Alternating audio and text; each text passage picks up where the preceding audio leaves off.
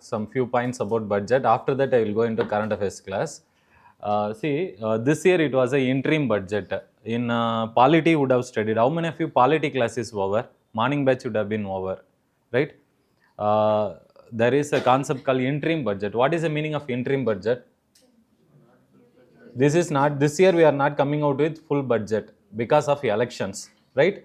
So generally government passed a separate bill called as vote on account. Anybody know what is the meaning of this? Polity they would have covered. What is the meaning of vote on account? Polity class not over. Fully over no for your batch. Polity finished no.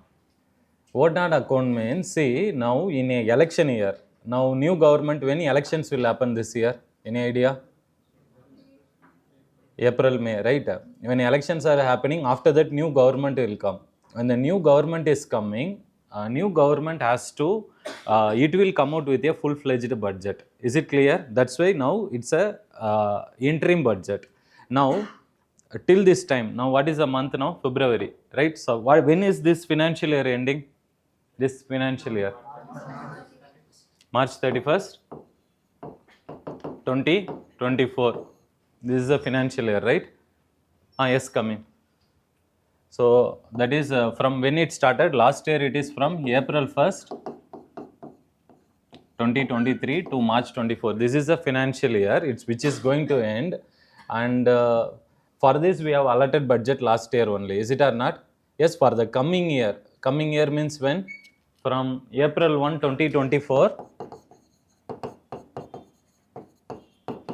to March 31st, 2025. For this only now budget has been, interim budget has been, yes.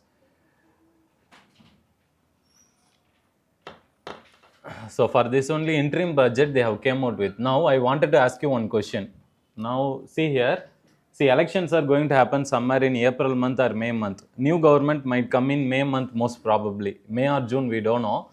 But just tell me this financial year starting from April, May, at least 2 months is there. These 2 months, where will the government departments will have money? They need to pay salaries, they need to do day-to-day administration, they need money or not? Everyone agree? Yes? So for getting that money, that is till the elections are happening and final results, a new government is coming. Till then, the parliament is approving the current government to spend a proportion of money, that is somewhere around 10 to 20% roughly. So only a proportion of money it will allot, that is used for maintaining day-to-day administration activities. Is it clear? This concept is referred as vote on account.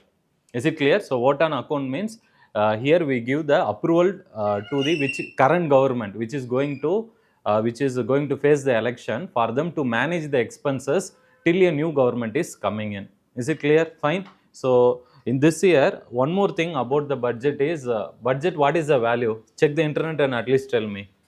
Roughly it was around 46 point something, 46 lakh crores roughly. 46 or 40, check it. 40, that is 47.66, 66 lakh crore. So this is the total expenditure. This is the total value of the Indian budget for the coming year. Is it clear? Very huge amount, 47 lakh crore. But all that we are not going to spend. Before that, before this elections are, that is before new government is coming in, till then we will be spending a portion of this money out of this for managing administration. Is it clear? This is one thing. And second thing, in this year budget, they also talked about a concept called as, that is Sabka Saath, Sabka Vikas, Sabka Saath, Sabka Vikas, and what is Sabka? Sabka, okay. What is the meaning of that? Sabka means everyone together. Okay. So Sabka Saath, Sabka Vikas, and then another one is Sabka Vishwas. So what is the meaning of prayas? Sabka prayas. Effort. So this also they have added this year. Along with this, see what is the vision of the government they are telling. That is, government vision is based on two concepts. In this budget they have mentioned. One is based on this, you can write it, geographical inclusivity. Second is based on social inclusivity. That is what is mentioned in this Sabke Saath Sabka Vikas. This is the vision of this year budget or the government. Geographical inclusivity and social inclusivity. What is the meaning? Geographical inclusivity means we will include all the areas in the country, rural areas, urban areas, villages, cities, hilly regions, tribal areas, mountainous regions, everything will be included. Development should reach all the areas and government makes sure that it reaches all the areas in the country. That is the concept of geographical inclusivity. That means all areas. Social inclusivity means all section of people. All section of people. So this is one thing they have added this year budget. Sabka Saath, Sabka Vikas, Sabka Vishwas and Prayas. Yes. And apart from that, what are the other notable schemes in this year budget? Anybody noticed? Government has announced newly some things and all. What are they? Any idea? Huh? Sir, what is it for? That solar, rooftop solar system. Yes. See, and one more thing in this year budget, to avoid rail accidents, our government has created 3 specific corridors. What is the meaning of corridor? That is exclusive fast lanes. One corridor, that is 3 corridors we are going to create. 3 railway corridors.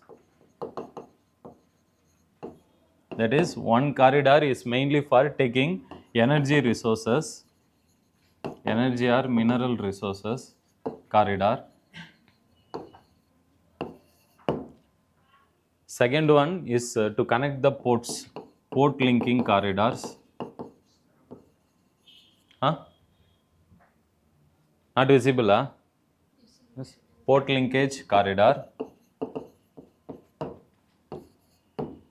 And third one, that is for passenger traffic. Third one is, that is energy or mineral. Anybody is having budget document with you? No one, nah? Okay. So energy or mineral corridor, port linkage corridor, and third one is for passengers. That is passenger safety corridors.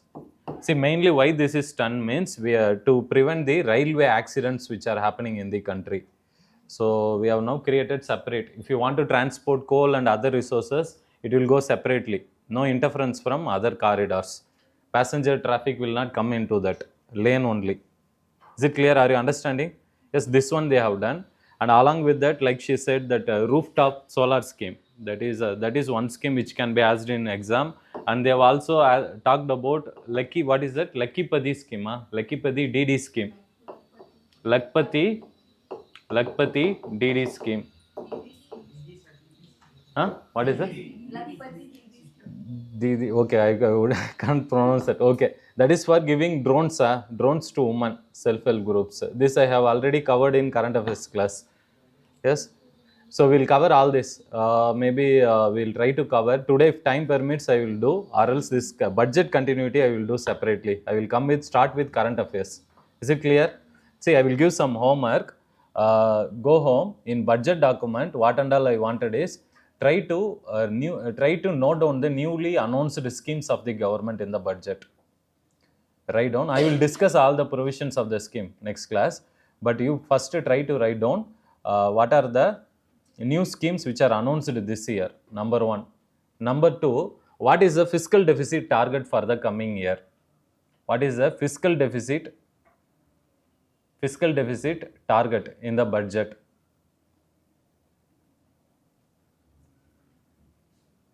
Yes, and what are the government's new schemes for which has been announced for that is socially vulnerable sections? So note down all this, do this assignment and come to next class. I will continue that. Socially vulnerable sections. Who are socially vulnerable sections? Women's, SCs, STs, yes, tribal people, old age people. Lot of schemes has been mentioned, starting from Ayushman Bharat to almost like more than 10-15 schemes they have mentioned in the budget. One thing I will tell you, from this budget document, it is only 28 pages. I will try to distribute it next class when we do that. From this 28 pages, pakka at least 3 to 5 questions will come. Where it will come means from government schemes it will come in current affairs section. Many will feel they are asking this question from newspapers, but it is not like that. UPSC will pakka take at least some few basic questions, inspirations from which one budget document. So we should not miss this. So we'll do very detailedly about all the government schemes. It will take at least 1 hour. Now we'll enter this current affairs and we'll finish off. Is it fine? Go to the current affairs segment. First one. What is the first topic they have mentioned? Cancer treatment. CART.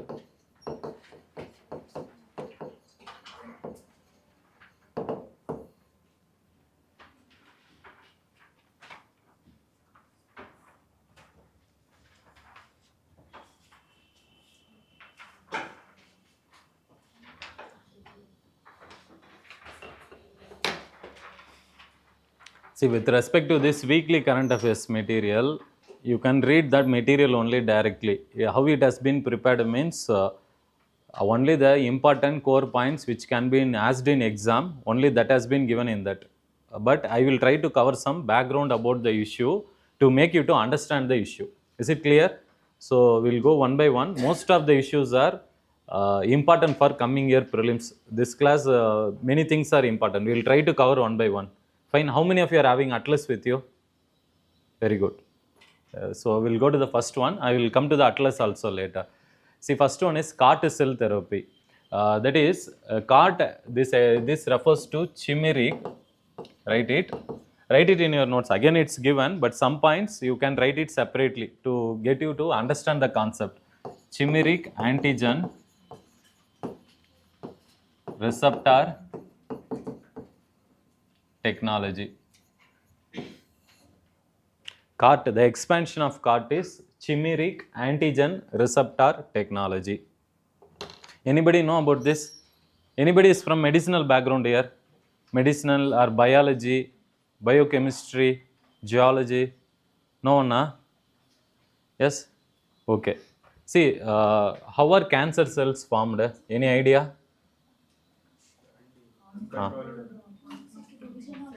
Huh? Because of uncontrolled cell division. You are seeing that and telling, okay.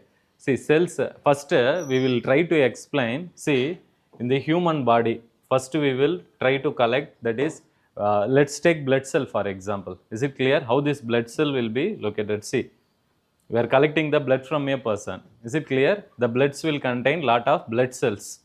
Yes, so let's take this is a blood cell. Now, inside the blood cell, you will have nucleus. Now, inside nucleus, you will have which one? Chromosome. Chromosome. And inside chromosome, you will be having, how will I write this? That is, inside chromosome, you will be having DNA-like structures. And inside DNA, you will be having gene. Write this. This is the order. First, it will be cell. Next, it will be nucleus. Inside, if you go, then you will come across chromosome. I am writing in the order. If you go into your body, this is how morphologically you will approach layer by layer. The final comes the gene.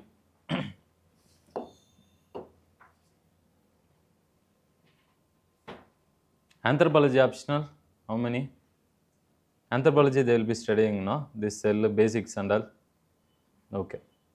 So draw this, very important. Now I will explain what they are doing. See, why what I am expecting is, this year prelims, there is a maximum chance for UPSC to ask this question. Why means I will tell you. Reason is, first time in India, they have come out with technique to cure cancer in India. And that too, this technique is developed by in India only. Is it clear? And this has been done actually 6 months back only. This technique has been developed, and now they have successfully, one patient was about to die, they have saved him. That is the last 1 week news. So this is going to be a life-changing technology for cancer patients in India. Is it clear? So we should understand this technology properly. Chances of UPSC asking in science and technology column is very high. Fine. So you have drawn this diagram. Yes. So you know what is cell? Nucleus. Inside nucleus you have chromosomes. So in human body, how many pairs of chromosomes are there?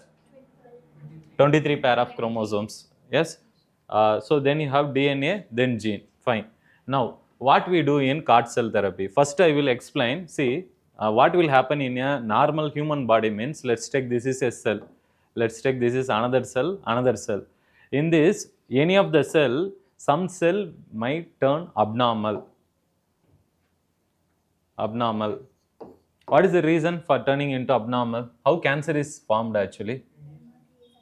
Huh? Gamma ray causes cancer. So all go through gamma ray radiation only, all cancer patients. What is the common reason why cancer is happening more in our country? India is having, they have given on data, you see, in box, some 4 lakh patients, first page only, 4 lakh, 8 lakh. 8 lakh, how many are dying? 8 lakh are dying annually, right? In India, 8 lakh, they die annually because of cancer. See, now what is important is in cancer, cancer is a lifestyle disease. It's not just because of radiation, even due to the various lifestyle, the food eating habits and many genetic reasons also, cancers will be happening. Now, when it happens, when cancer occurs means some part of the body cell will grow, will multiply. What it will happen? It will grow very abnormally, very big in size compared to other cells. Is it clear? So, creating which one? Creating a tumor. Tumor.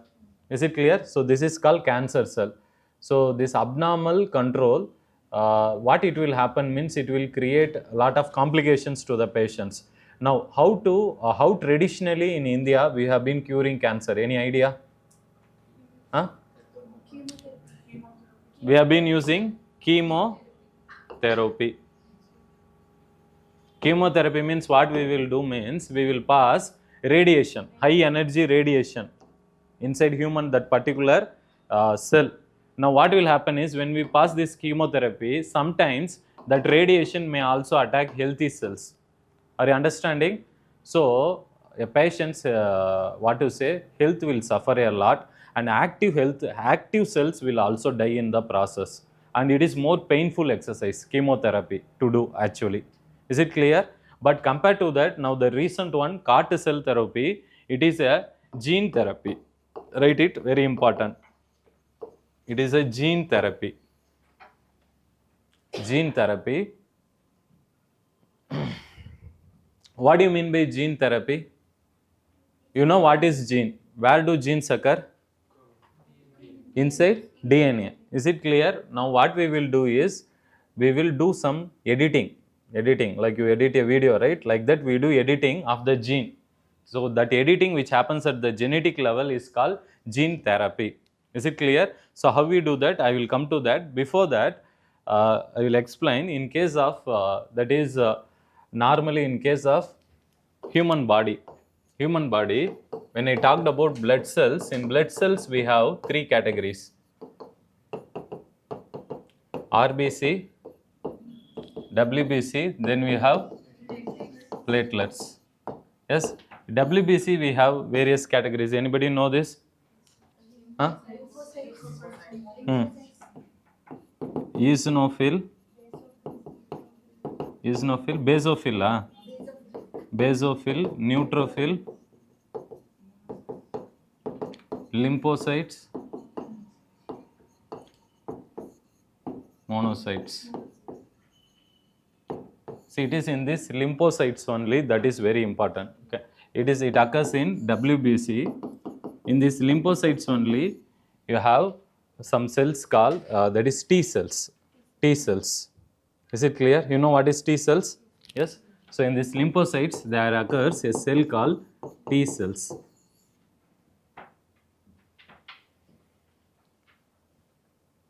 This T cell is like a immunity booster. Immunity booster, what it will do? It will fight against foreign bodies. For example, just observe here, let's take this is a human body.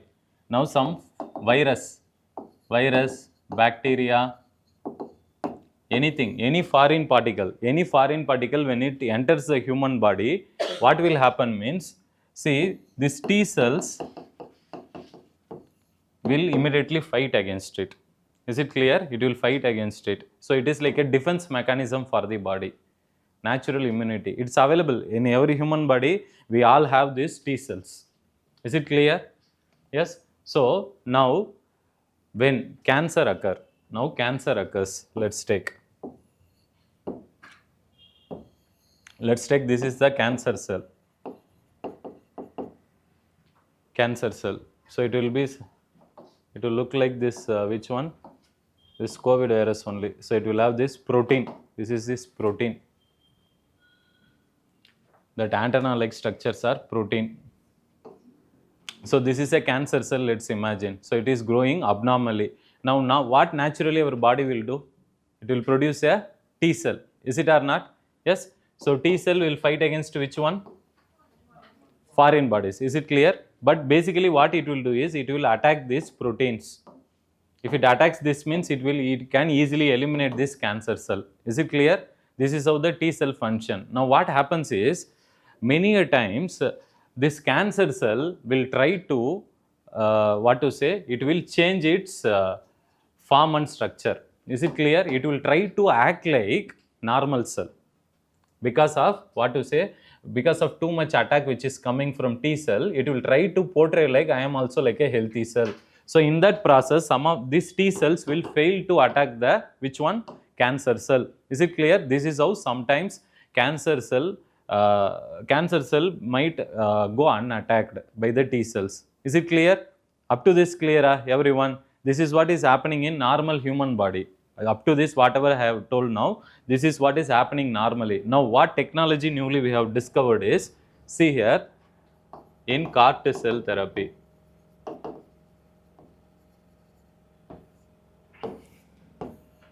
Draw this diagram, it's very important. Now from a normal human body, first what we will do is, we will collect blood samples from a human body. Is it clear? And you know, blood sample, you get the blood cell. In blood cell you have nucleus, then you have chromosome, then you have DNA, then you have gene. Is it clear? So you can get the, which one? And in blood samples, blood cell also contains which one? RBC, WBC, platelets. So if you go to the lymphocyte, you will find which one? T cells. Is it clear? So we can now, in the lab what we will do is, so after collecting blood samples from a cancer patient, if somebody got cancer, first we will collect the blood samples from them in the CAR cell therapy. Next what we will do is, in the lab we will try to collect the T cells, the T cells of the patients. Is it clear? And we know where T cell is located. So after collecting this, after this what they will do is, in the labs they will, for the T cells, they will do gene therapy. Gene therapy. What is the meaning of gene therapy? We are going to do gene editing now. Is it clear? Why we need to do gene editing? Because normal problem is what? Because in normal times, T cells, when it is going and attacking a, which one? Cancer cell, sometimes this cancer cell is trying to escape out. Is it clear? By acting like a healthy cell. So to avoid this, because we don't want them to escape. Is it clear? So for that only, now what we will do is, we will now make some modifications to T cell at the genetic level, and we will introduce in the T cell another cell which is called as CAR T cell. CAR T cell. Please write it. CAR T cell. CAR T means what? Chimeric antigen receptor. Chimeric antigen receptor. We will introduce an antigen. Is it clear? Antigen will now fight against the foreign particles. Any foreign virus, any bacteria which is entering your body, it will be attacked by now this gene therapy. That is the newly modified CAR T cells. Is it clear? This CAR T cells will be now introduced into the T cells. Now why we should introduce means, because it will now produce another receptor. What is that receptor? That is chimeric antigen receptor. Is it clear? This receptor, what it will do means, now this receptor, it will we will try to multiply this in the lab after growing. After we develop one, what we will do? We will multiply corticals in lab, and then what we will do is we will infuse this back into patients.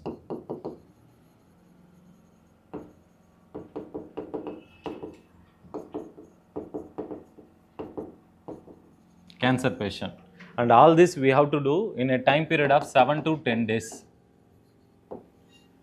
In a maximum 1 week this can be done. After a cancer, a person has been diagnosed of cancer, you collect the blood samples from them. What we have to do, we have to introduce some gene. At the genetic level, we are going to introduce cortisol, and this will give some, what this cortisol will do is, see here, this T cells now, which is going to, for example, let's take, this is the cortisol which we have now developed it, cortisol. So this cortisol, it will try to go on, it will go on attach with this, which one, protein component of the cancer cell, and it will try to eliminate this. Are you understanding what I am telling? Yes, and not only this it will do. What it will do is, see here, since we have introduced multiple cortisols, is it clear? These cortisols will be many, and it will call all the cortisols to come nearby. It will take the help of every cortisol to come and attack a cancer cell and make sure it is eliminated. Is it clear up to this? Yes. So this is what we are going to do in this cortisol therapy. Is it clear? But as of now, what is the problem is, cost of this treatment is going to be a bit expensive. That's what people are saying. Maybe roughly I heard that it might be around 40 lakhs for this treatment. But anyways, it's going to be costly. It's not affordable for people of low income group, people affected by poverty. They cannot take the help of this technology immediately. But anyways, it gives a promising, technology. Why it is a promising technology? Compared to chemotherapy, is it better or not? Agree? Yes, because in chemotherapy, you will damage the healthy cell and it will cause lot of pain to the patients. But in this, this is like a natural drug. Natural drug. Why? Because we are not artificially, we are not introducing anything. It is like a nature. We are trying to improve the immunity level. Is it clear? So with the help of this T cell, by introducing this cortisol, we are making it to fight against the cancer cell in a better manner so that they don't escape out. Is it clear? So this is called cortisol therapy. This might be asked this year in prelims exam. Fine.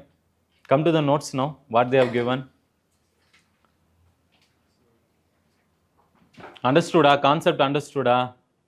Yes, they may ask you also about gene editing technology. You might have studied that in science and technology classes. They have covered science and tech? No? Covered, no? Very good. Yes, so you can link with that. So this is called CAR cell therapy. Now tell me what is the other things which they have given? Any other information we have missed out? So this technology we are now going to implement it on a full scale in India. So one patient has been saved now. Yes.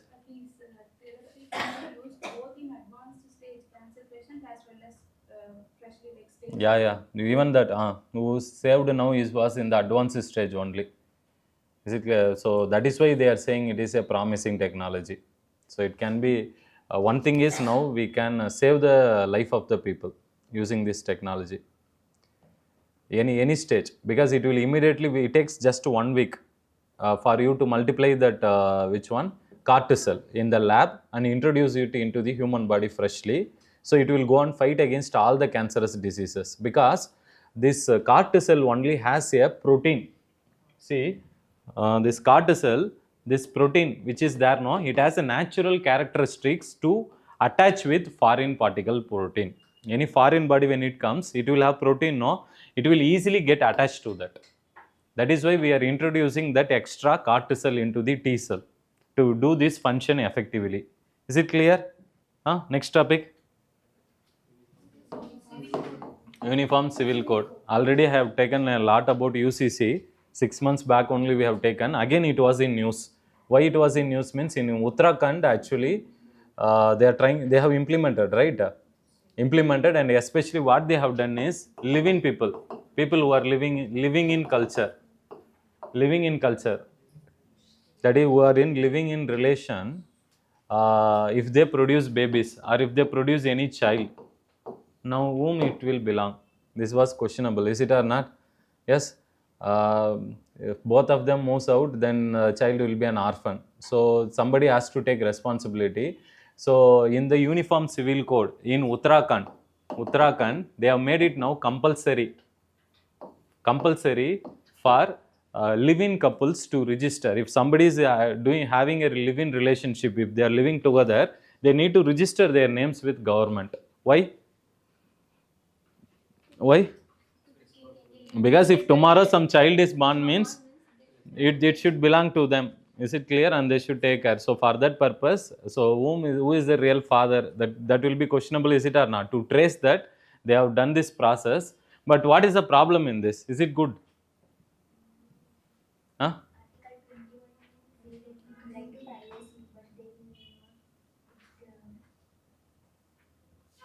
21 right to privacy. So it is against or violates right to privacy.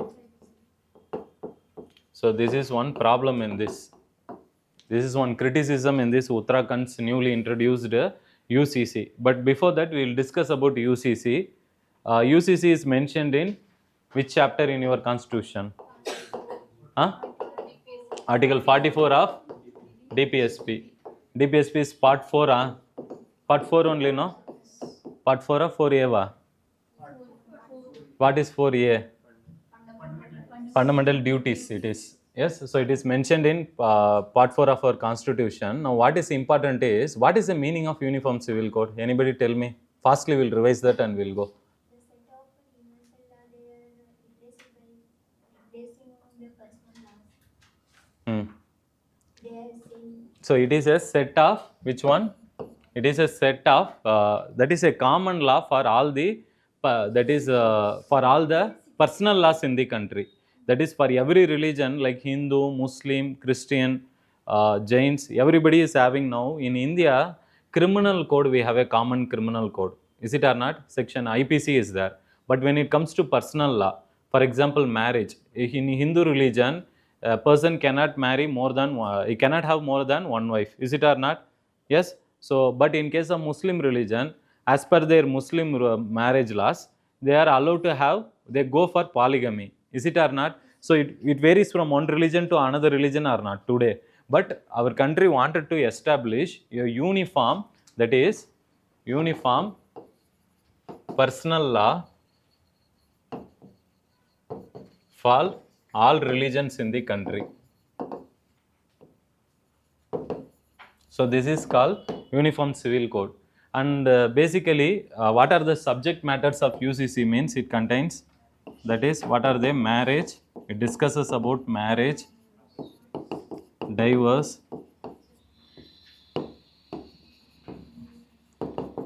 maintenance,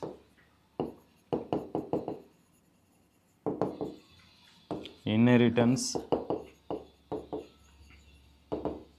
succession, adoption. Write this. So it covers, it discusses about only these 6 things. Uniform Civil Code. So we need to set a common law for all religion with respect to marriage matters, with respect to divorce, and after divorce, you need to, in case of, see, I will discuss about that maintenance issue.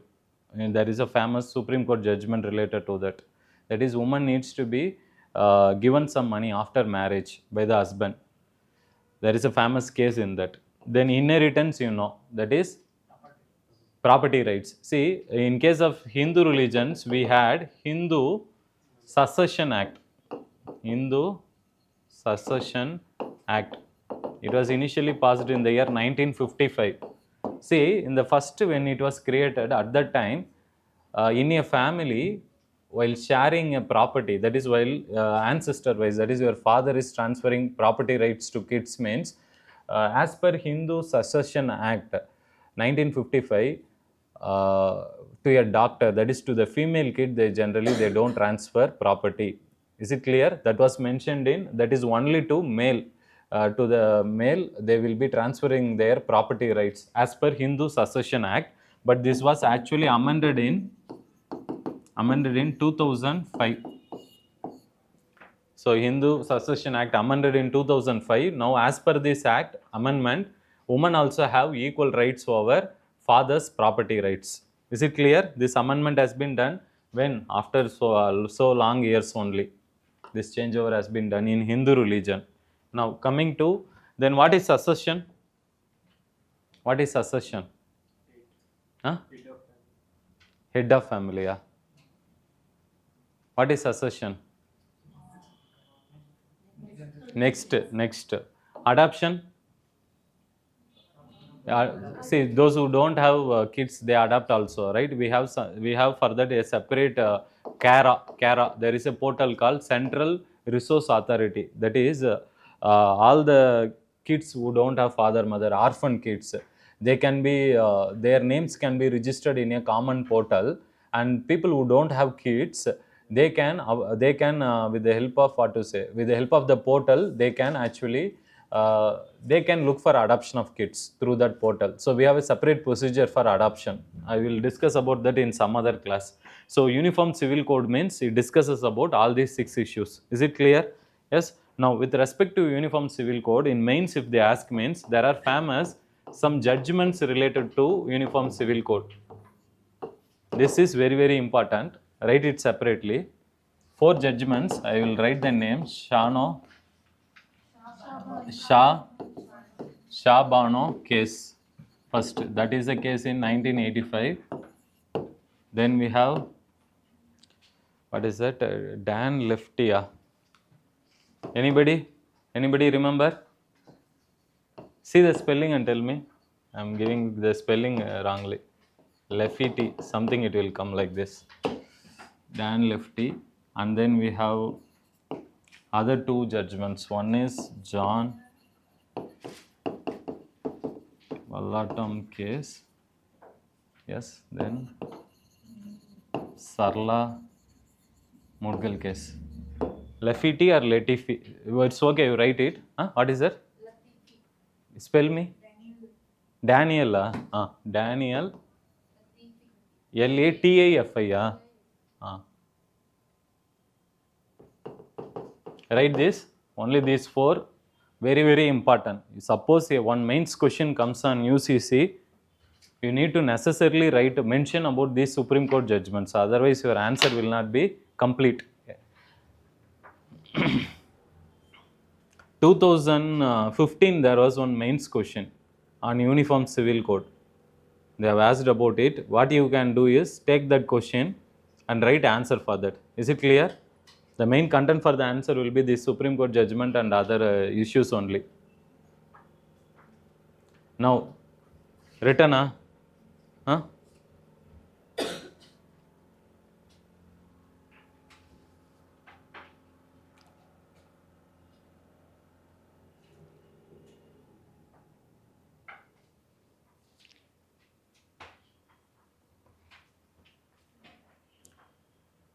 Done?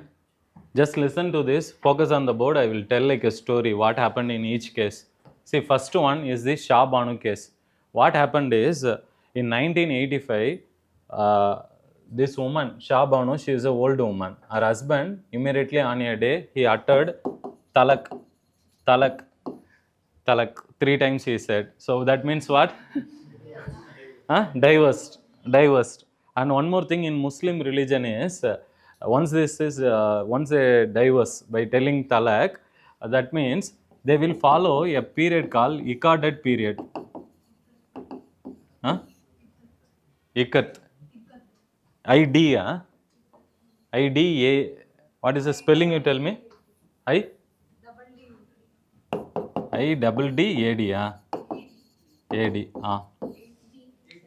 AT. Iqadat period. Kindly write it. Now, see what will happen is, after talak has been mentioned 3 times, if it has been mentioned means, then the wife has to undergo for a time period of 3 months, that is 90 days. 90 days, they should not go for any other marriage. Is it clear? Not only that, even when husband dies also, a Muslim woman will observe Idadat period. That is, during that time period, they should not marry any other person. Why means, because during that time, if suppose any new child is born, means when during that 3 months time period, Idadat time period, if a new child is born, means then they will get to know who is the father of the child. Is it clear? To avoid this confusion, they generally don't immediately go for next marriage. So they have to observe this period, that is 3 months period. After that, they can take a decision about marrying newly. Is it clear? Yes. Now what happened is, in Shah Banu case is, since she is an old woman, when her husband said talak, now she was helpless. So what she did is, she approached the lower court, and after that it went as a appeal up to the that is Supreme Court, up to Supreme Court.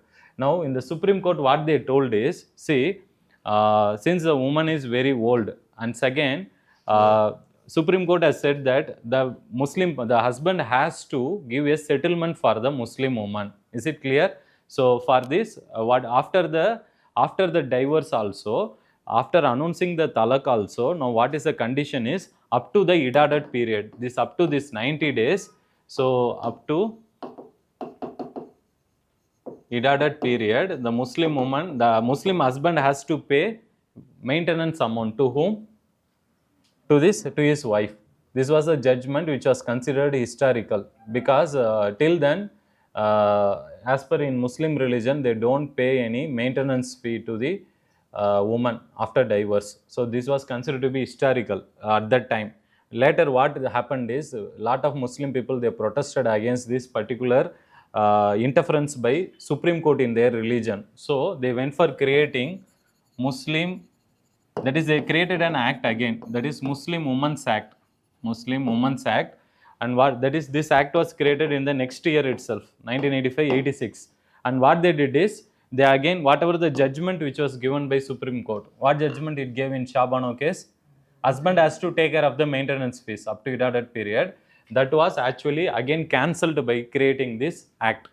Is it clear? So this was the Shah Banu case. Shah Banu case judgment is about paying the maintenance fees. It was followed up by creating a Muslim Women's Act in 1986. Why? Because to cancel the judgment given by Supreme Court. Is it clear up to this? Next one, Daniel Latifi.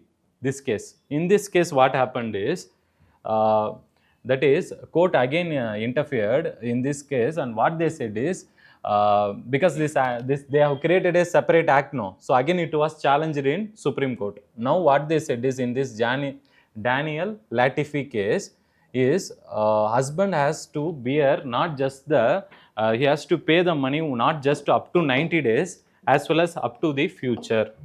That is idadat period plus future expenses also he has to bear. Are you understanding? Here only up to 90 days they guaranteed. Here they said it should be given even after that. After that. Next comes the Sarla Mudgal case. Sarla Mudgal case, here this is concerned about a Hindu man. They asked a question before the Supreme Court. For example, just focus here. See, in Hindu religion, we are allowed to only go for one marriage, marrying one woman. But in Muslim religion, they can go for polygamy. Is it clear? You know this very well.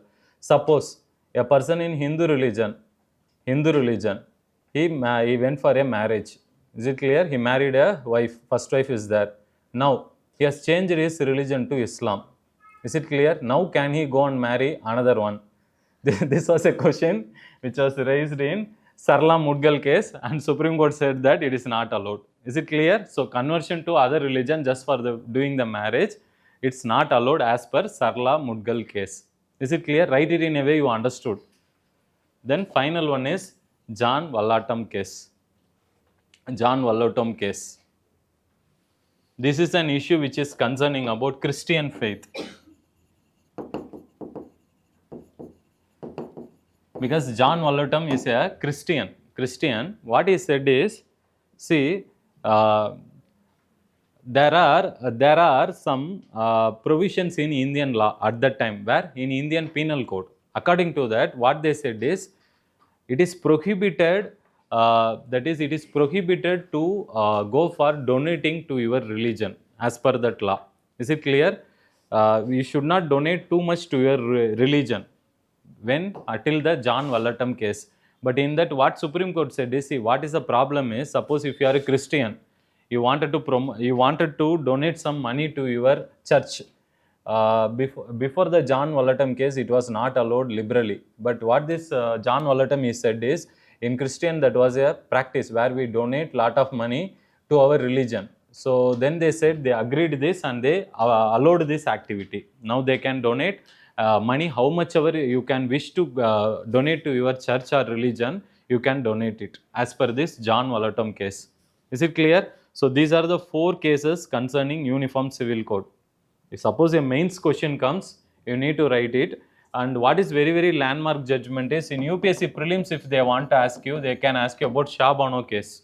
Because it's a landmark judgment. First time court has interfered in the matters of religion. Understood? Huh? Anyways, now overall, you know now what is UCC, what Uttarakhand is trying to do. I told you, it is against the privacy. Is it or not? Because see, some individual, they are being together or they are not. That is not the question of a state government to go and interfere in their day-to-day activity. So it comes and it is actually violating the individual privacy. That is something. And apart from that, what do you think about Uniform Civil Code? Do you think is it desirable for India? Huh? It should be? Against the violation, it controls the violation against women. So it should be implemented. Because it is giving the right to private property and ancestral property. So it is safeguarding the rights of women, so you are supporting it. Others, do you think UCC is implementable for India? Restrain the liberty of people. Huh? Liberty. Liberty. Muslims like marriage. It restrains. Huh. Not implemented. Tell clearly why not implemented. That's why I said it's restrain the liberty of people. It will restrict the liberty of people. Freedom will be affected. Others? Secularism. So because all the religion in our country, if you have some common laws, it will be very simple. Is it or not? What about others? How many of you think that UCC cannot be implemented in India? So if it is passed through parliament, then it can be. I mean, if every state passes their one UCC, then 28 UCC will be having, like for every state will be different. So if the parliament passes, then it is possible actually. And even in states, it is possible for every country, whole country. Parliament should pass the law, and it should not be threat for the right to privacy, that like living in relations and all. It should not include those points. So see, that is fine. Now Uttarakhand has made its version of Uniform Civil Code. Many other states are trying to come up with their own version of Uniform Civil Code.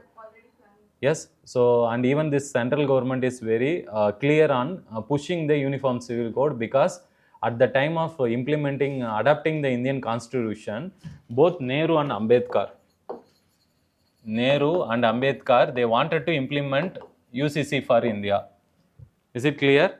But due to lack of awareness and unable to educate the public at that time, they made it voluntary. That is why they have included it under DPSP, right under DPSP. But what Ambedkar finally says is, they have given in your notes also a nice, beautiful statement. See, it is not a question of UCC should be implemented or not. What is the question is, you should implement it in a manner which is acceptable by people. Is it clear? But what in India is now happening is, see, by coming out with a common set of code for all religion, you have to give equal treatment to all religion or not. In many ways, we are trying to Hinduize this Uniform Civil Code. We are going to copy or take more inspirations from Hindu religion. But whereas the minority rights, tribal rights, we are least bothered. So that is something, that is why what is more important is not uniformity.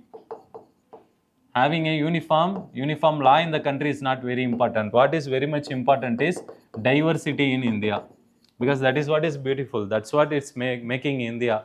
So maybe what we should do is, we should bring in state-specific uniform civil code, considering and respecting the rights of minority communities and women and other sectors in India. Is it clear? That is how it should be implemented. But implementing it is a good thing only. But we should implement in a manner which is acceptable by the public. Is it clear? But what is happening now today in India is it is implemented in a forceful manner, and many times it takes most of its inspirations from Hindu law, and that should be avoided. Is it clear? Fine.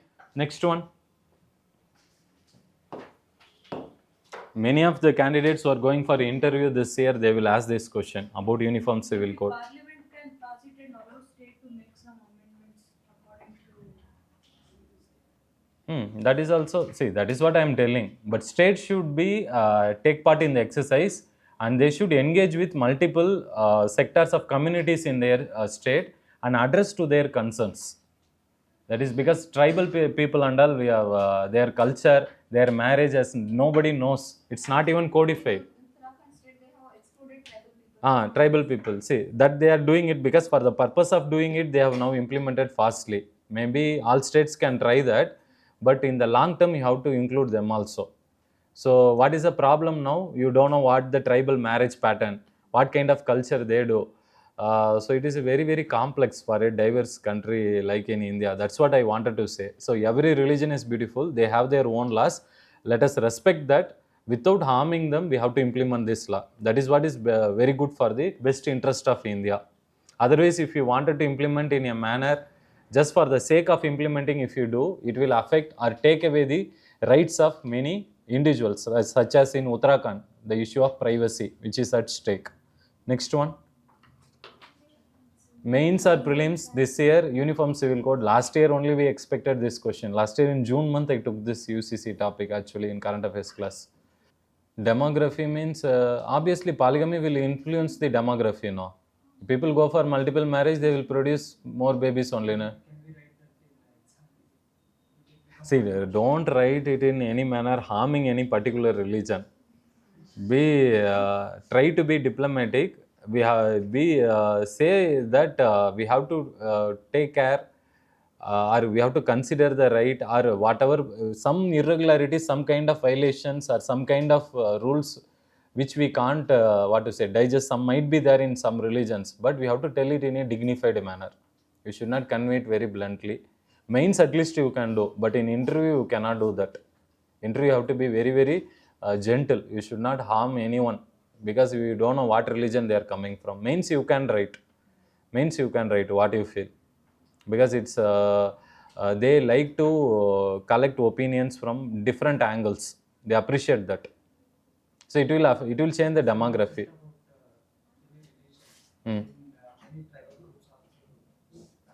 Yes. That is the problem. Tribals, minority rights are at stake because of UCC. You cannot uniformly create this. It will affect the culture of India, cultural diversity of India. Fine. Next one. India, France. Last class only.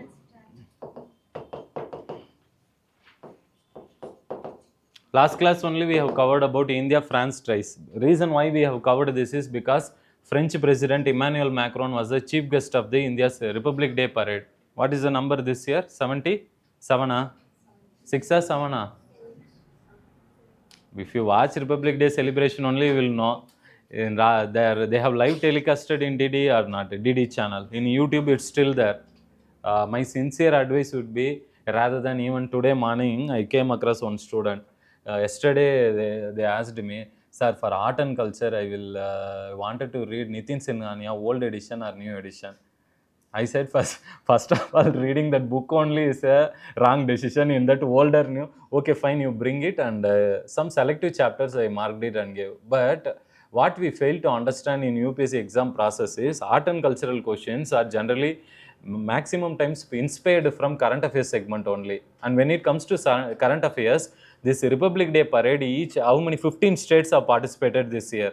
These 15 states, what they represented in Republic Day parade. Please go through that video. If they represented some dance, some music, some festival, from that art and cultural questions will be asked. This is how UPSC has been asking over the years. So rather than going and reading encyclopedia of information, be smart. UPSC toppers are generally very smart in reading like this. But what we do, we go for reading all the art and cultural aspect, because art and culture is a what to say, its benefit cost benefit ratio is very less in exam. Hardly how many questions come? 3 to 5. For the 3 to 5 questions, people will read for 1 month also.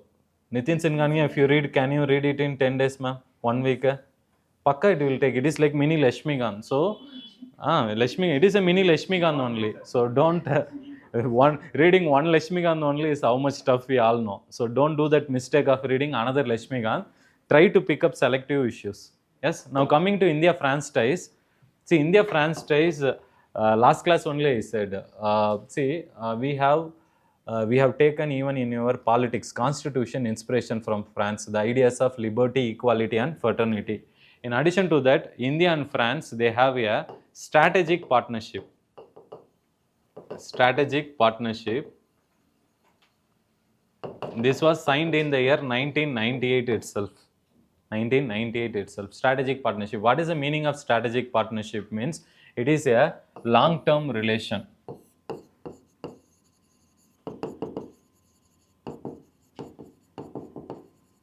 Where they will have convergence of interest on political, social, economical, yes, historical matters.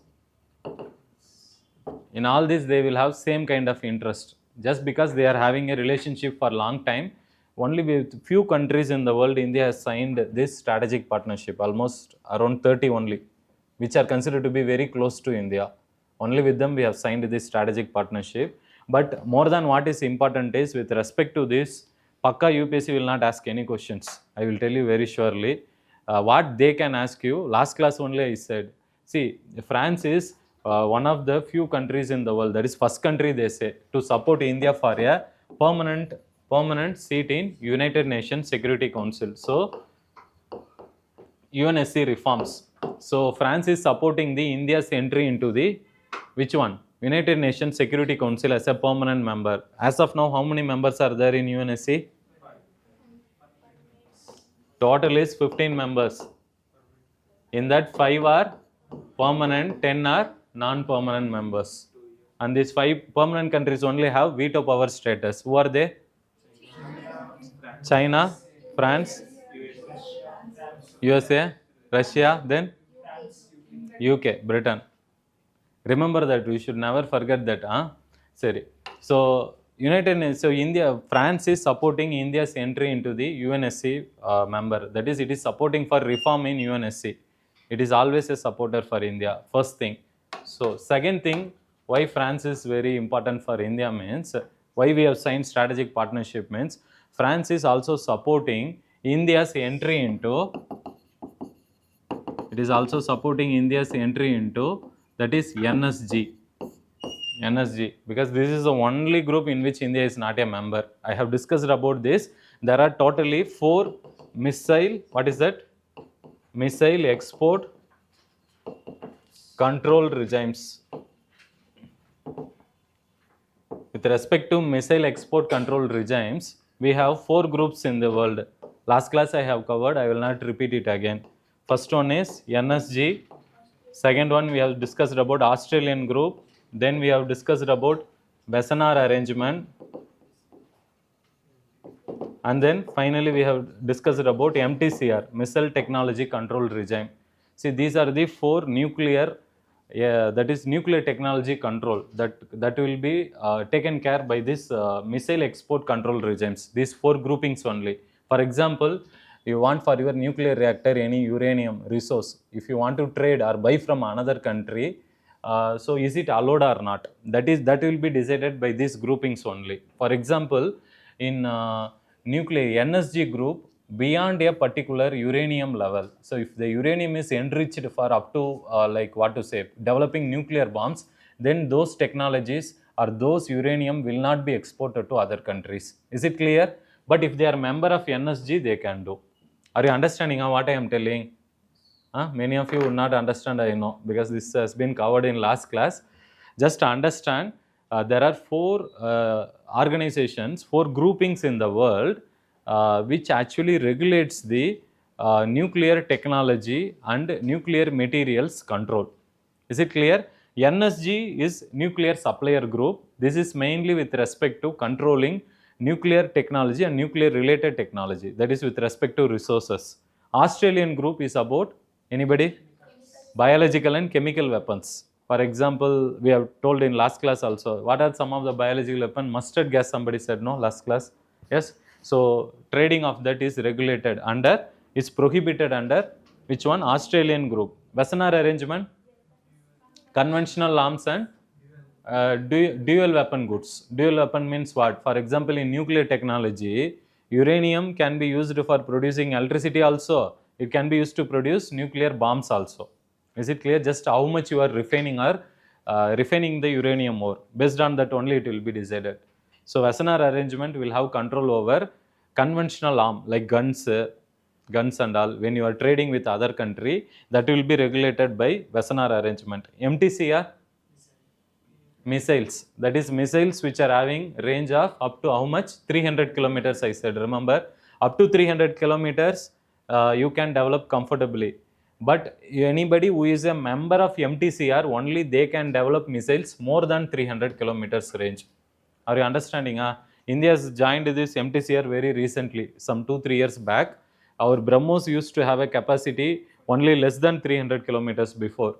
For this restriction only, now we are expanding the BrahMos range. Now we can target more than 300 kilometers because India became a member of this group. Otherwise, it's not allowed. Are you understanding? Yes. So this is very, very important. This is what I am expecting this year from UPSC prelims exam. Always it is an evergreen topic, this one, this missile export control regime, but we can expect again. Now coming to this strategic partnership, see why, how India and France, they become very close means because India went for 2 nuclear tests, I said last class. Tell me, which year?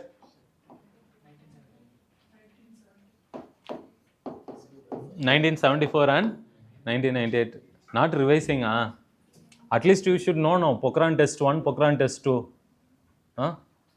So India has done only 2 nuclear tests, 1974 and 1998. I also said the politics behind it, that they did not added India to be a member of which one?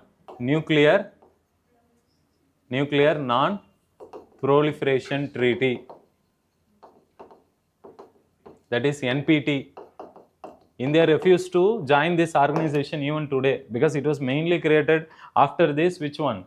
Pokhran test only, that is 1998, I think. After the second test, what they did is, they said that because any new countries, they don't want to test nuclear bombs. Because what India did, we tested nuclear electricity or bomb? Weapon, nuclear bomb, whether we are having the technology, we tested it. One was under, both are under Dr. APJ Abdul Kalam. Second one was under Abdul Kalam's thing. Okay, under his control. Fine. So after that, they created this grouping. Under that, what they said is only few countries in the world, they can have nuclear weapons. In that few countries, India was not included. India said it is, on what basis you categorized this? Even we have nuclear bomb, even we should be allowed an exception. But they said that only some countries, including USA, some major countries in the world, they said that only we have nuclear bomb technology already, only we can have the technology, whereas countries like India, they are not allowed to have nuclear bombs. For that reason, India did not join this treaty. And to join NSG also, that is one of the prime condition. Is it clear? If India wants to be a member of NSG means, first it has to be a member of NPT. And India always says that it will not sign a discriminative treaty because it is openly discriminating. On what merit you are saying? Just you have declared a cut-off date. Because India has went for nuclear test bombing, the day before who are having nuclear bomb technology, they are allowed to have. Why not India? That is the question. So for that purpose, we have not joined it. Is it clear? Yes? So strategic partnership. So what happened is, at the time when India went for this second nuclear bomb test, many countries, at the time was the Prime Minister, anybody? Atal Bihari Vajpayee. At that time, for temporary time he was there. Now what happened is, see, after this nuclear bomb testing, many countries, they wanted to isolate India. Is it clear? Because they went for creating this treaty, they formed one grouping, they don't want India to have this nuclear bomb technology. That is the reason they wanted to isolate India. If you go on, yes ma'am.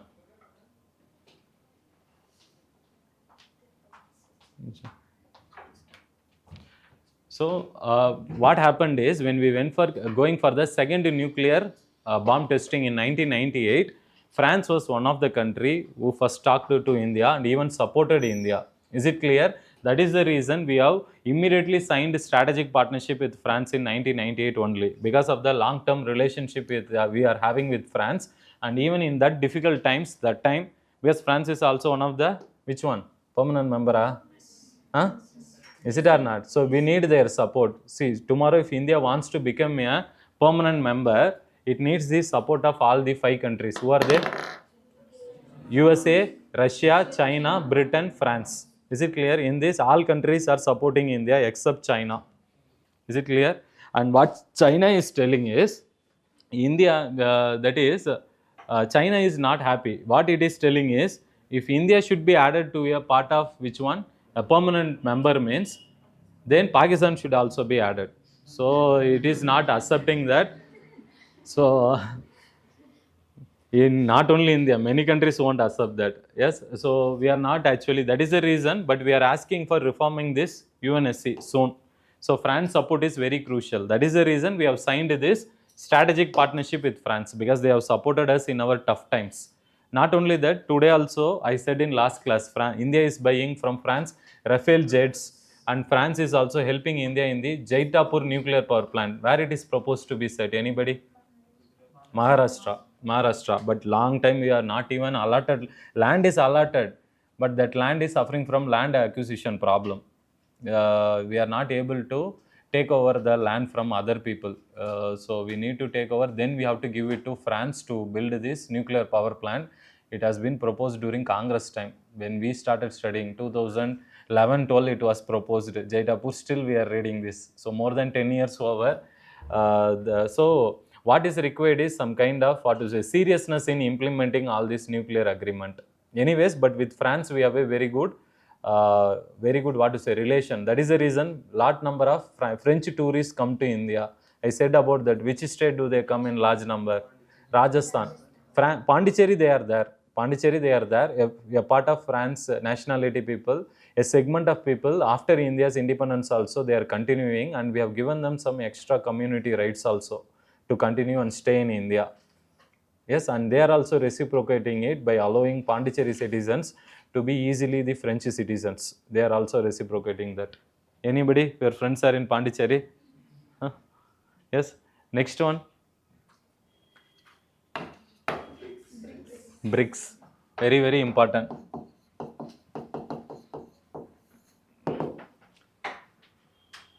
BRICS.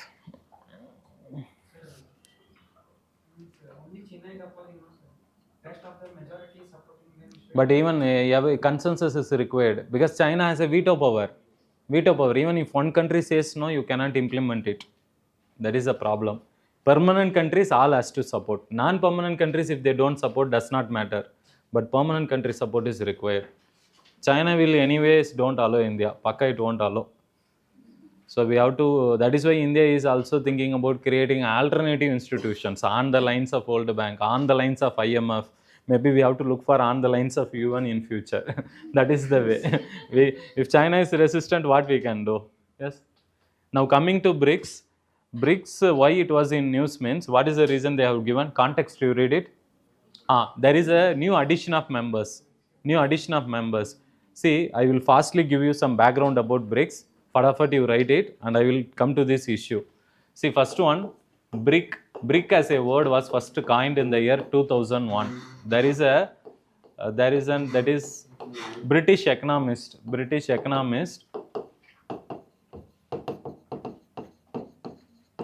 He has coined that word. On what basis he coined that word means, they said that these are the 4 countries in the world which have high growth potential in future. So which has high growth potential in future. So BRIC countries have high growth potential. On that basis he coined the word. And what happened is, The countries of Brazil, Russia, India, China, they recognized it only in 2006.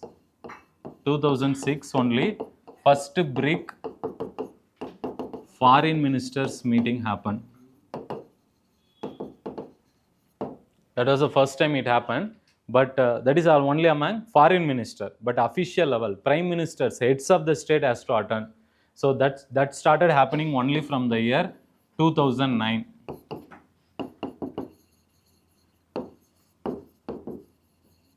So it happened in Russia. In Russia, Ekaterinburg. So this is part of Ural Mountains. This happened in the year 2009. Yes.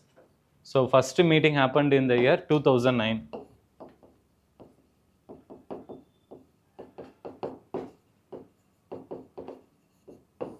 In Russia. When why they met in that year means because that was a recession year. In economics, you would have studied global recession. Remember 2008 to 9. Landed up in that subprime crisis, real estate crisis. It is not related. It started with real estate, but it started spill over to all the companies in the world. Yes, that was the first meeting. After the crisis, they felt that we have to, because these four countries only have high growth potential. They can contribute to the growth of global economy. So they all came together and they discussed about the economic problems in 2009, first time. And after that, every year they are meeting continuously. And the last meeting which happened very recently is 15th BRICS Summit at Johannesburg in South Africa. Johannesburg in South Africa. Clear? Yes, and one more thing. See, in 2009, only 4 countries, that is not BRICS, it is BRIC. Please write it BRIC. That is Brazil, Russia, India, China. It was only 4 countries. But in 2010 only, South Africa joined.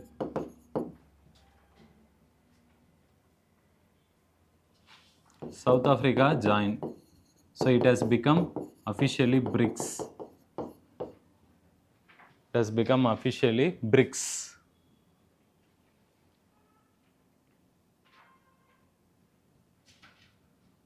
Written, huh? So 2010, and one more thing, 2014. This is very, very important.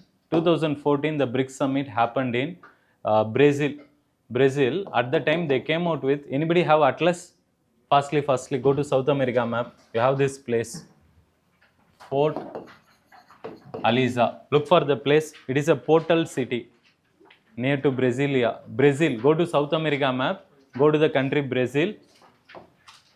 So they came out with something called as Fort Aliza Declaration.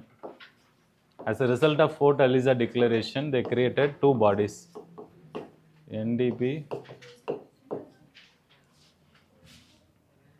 There, Fort Aliza is there. There only put an arrow and write it. They came out with something called Fort Aliza Declaration. Very, very, very important. Already UPSC in preliminary exam, they have asked a direct question on Fort Aliza Declaration. Fort Aliza Declaration is related to BRICS, SCO, G20, like that 4 options they have given.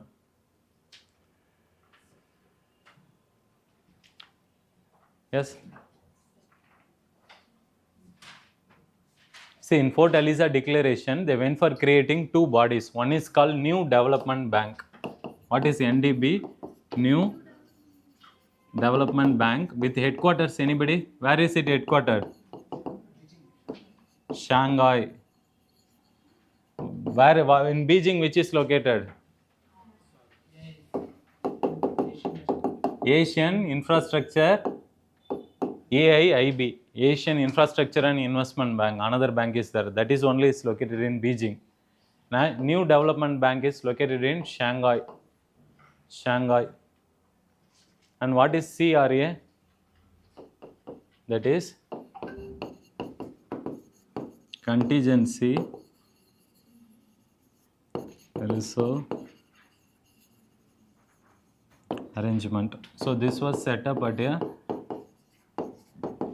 $100 billion. $100 billion. That was the money which they have created. See, it is like World Bank and IMF. Kindly remember, it is on the lines of World Bank, NDB, on the lines of IMF, CRA. IMF, what is the prime objective of IMF? Remember, Rama? Anybody? What is the prime function of IMF? Huh? To? The countries to manage BOP, balance of payment crisis. That is the main problem. To solve the BOP crisis, IMF only plays a crucial role. In the same manner, to solve the balance of payment problems of least developed countries, small countries, this fund was created. Are you understanding? When India faced the BOP problem? 1991. For the that time, what happened is both World Bank and IMF has helped India. Is it clear? But on that same parallel line, we wanted to create something like IMF, something like World Bank. So like World Bank, we created NDB. Like IMF, which is solving BOP crisis, we have created this CRA fund. Is it clear? Write it, very, very important. So 100 billion fund, in that 100 billion, if you want, I will write the share. I don't think they will ask in UPSC. They should not ask such silly question. But for your safety, write it. First is China. China has given around $41 billion. Then you have India, Brazil. Then what is the other country? Russia. They all have given 18 billion. So South Africa has given another 5 billion. So majority is from China. Kindly remember that. They have money, so they have given.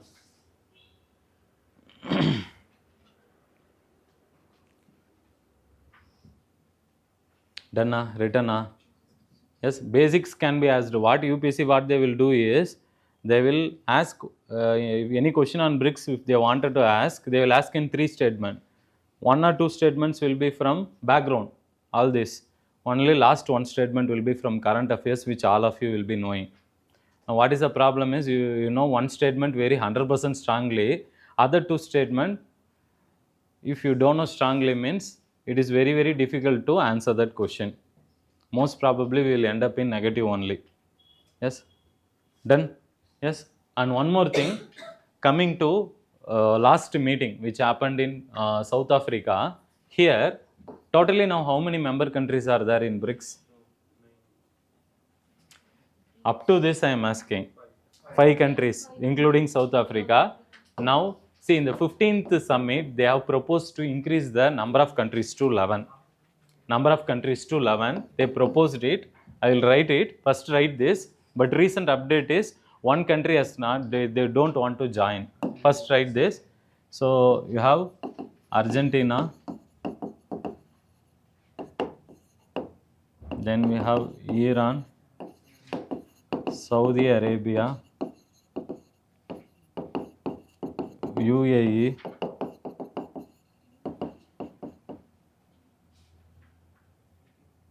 Ethiopia is there, Paka?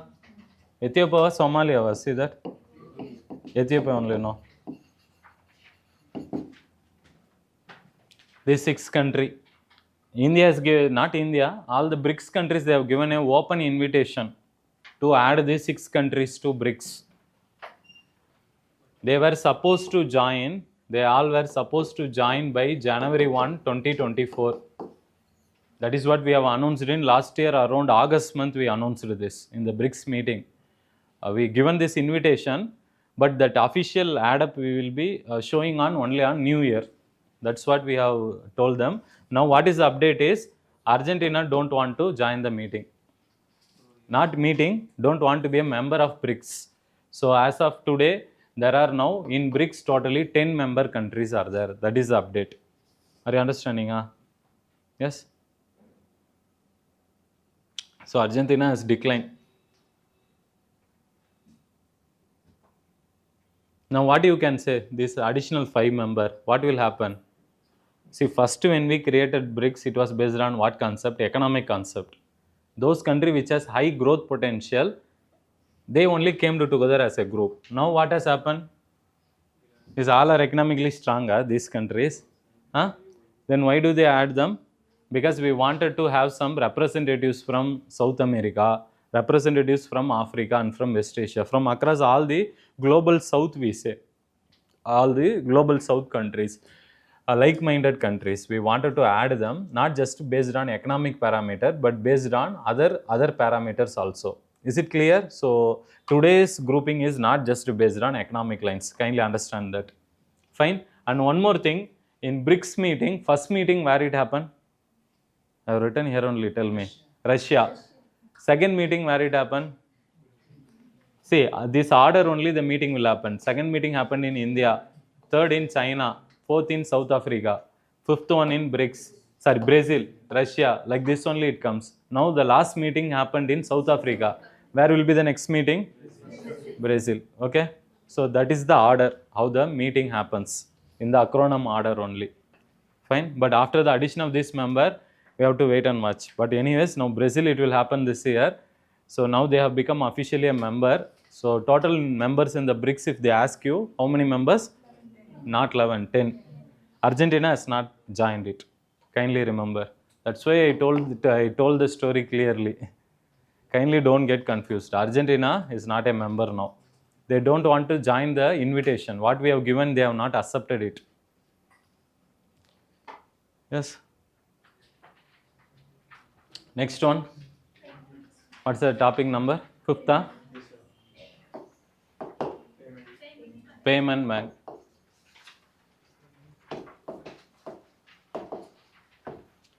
Not any big concept and all, small concept. What do you mean by payment banks? Why it was created? Who created it? Any idea? When it was created? Any idea?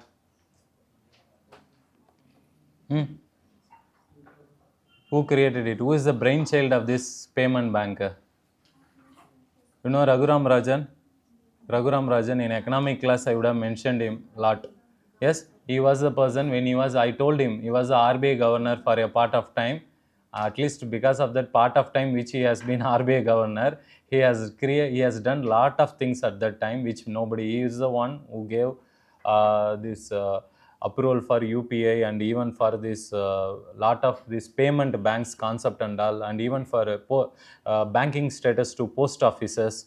All these initiatives has been taken during the time of Raghuram Rajan when he was RBI governor till 2016, I think. 17 demonetization. 16 December, November 8. Modi's lucky number is 8. That is the reason he always does all this nonsense on 8. I think he's born on May 17 or something. 8. So he believes in that.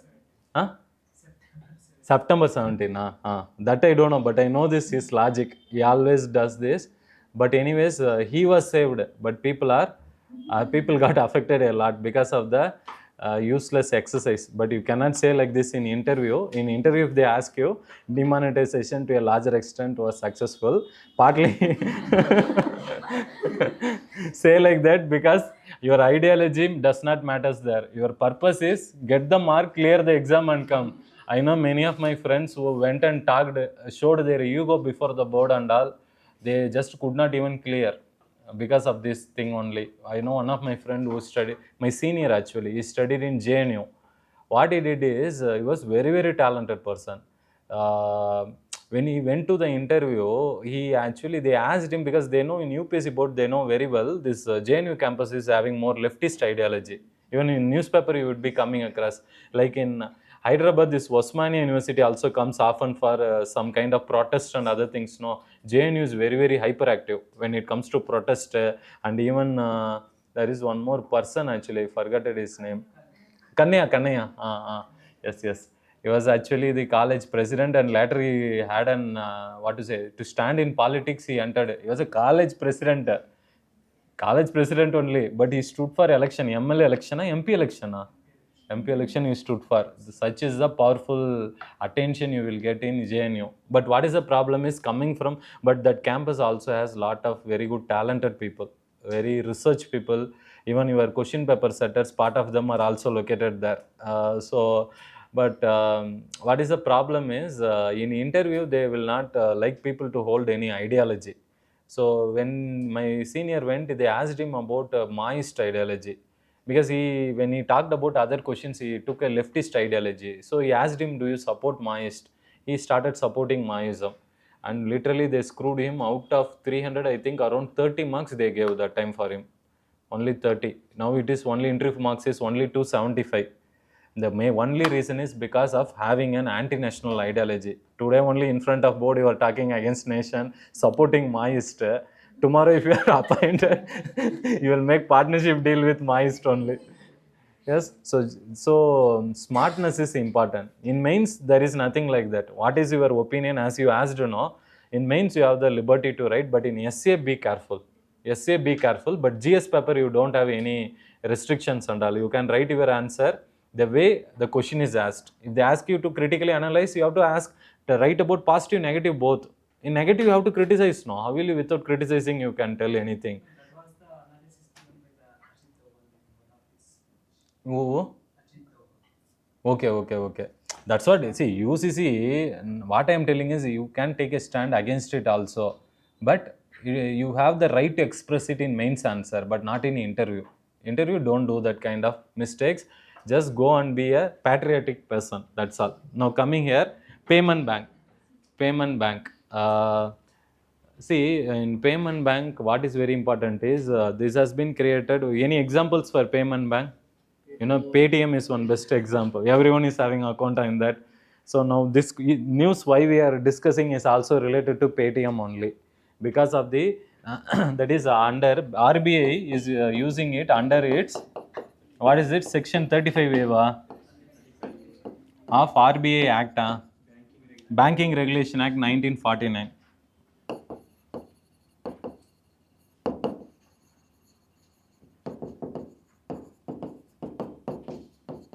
Just remember this section, that's all. But chances of UPSC asking in examination is very less, according to me, because it's very, very basic. Just to understand the concept. Prelims, they may ask you to test the concepts of payment banks. These things and all, no need. In mains, if you want to write, you can write in your answer. They will feel very happy. This person knows very deeply. That's all. That only one feel. Maybe some half mark if they want to give, they will give for writing this fact. Yes, see, RBI has, while taking monetary policy in economics, we have discussed that RBI can issue directions to which one? Commercial banks, all public sector banks in India. It can give, it can regulate them under this Banking Regulation Act. Now, what is the problem is the Paytm, which was created as a payment bank, it has actually misused its platform. What misuse it has done? Any idea? No idea.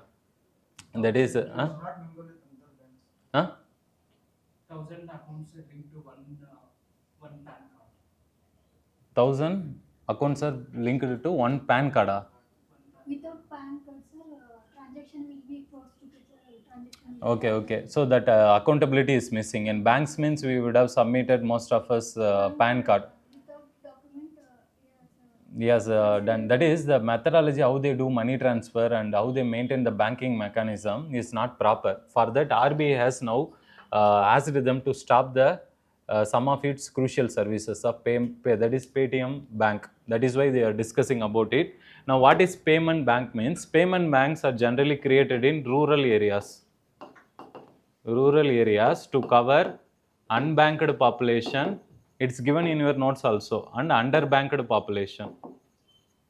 And what is the criteria for creating a payment banks?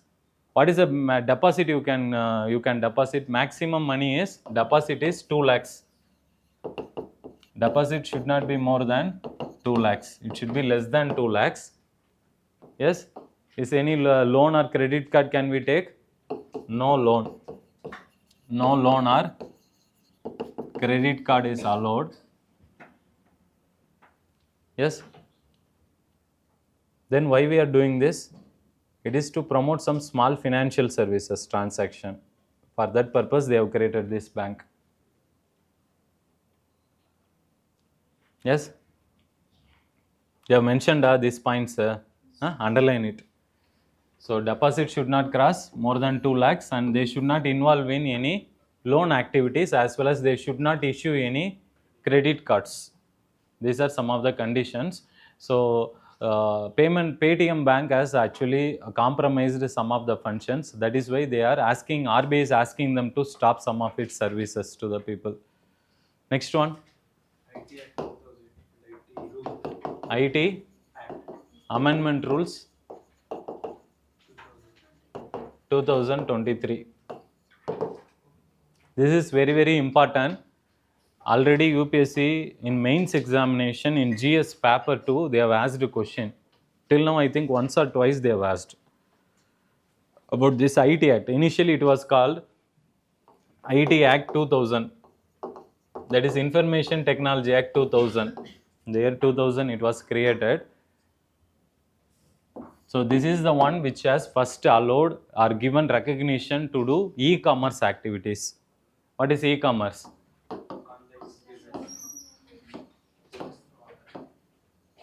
Online buying and selling of goods is there, no e-commerce activities. That recognition was first given in IT Act 2000 only. Is it clear? Recognition means they approved it to do e-commerce activities in online under IT Act. Information Technology Act. And under Information Technology Act, we have also made some amendments in 2023, that is last year. Is it clear? Yes, and this rules is referred as IT, that is intermediary. Tell that word which is in bracket, intermediary guidelines and digital media ethics code. So here we should know what is the meaning of intermediary. They have given only in your notes also, they have given very clearly. See, intermediaries can be two categories. Intermediaries can be social media.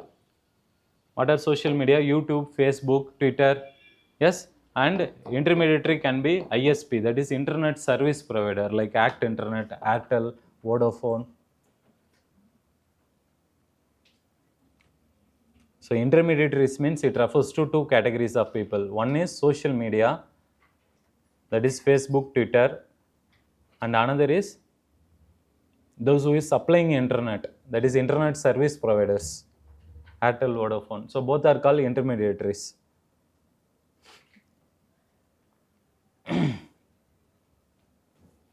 See, there are especially some 2-3 points only we have to remember under this, under the amendment rules. Let's write that.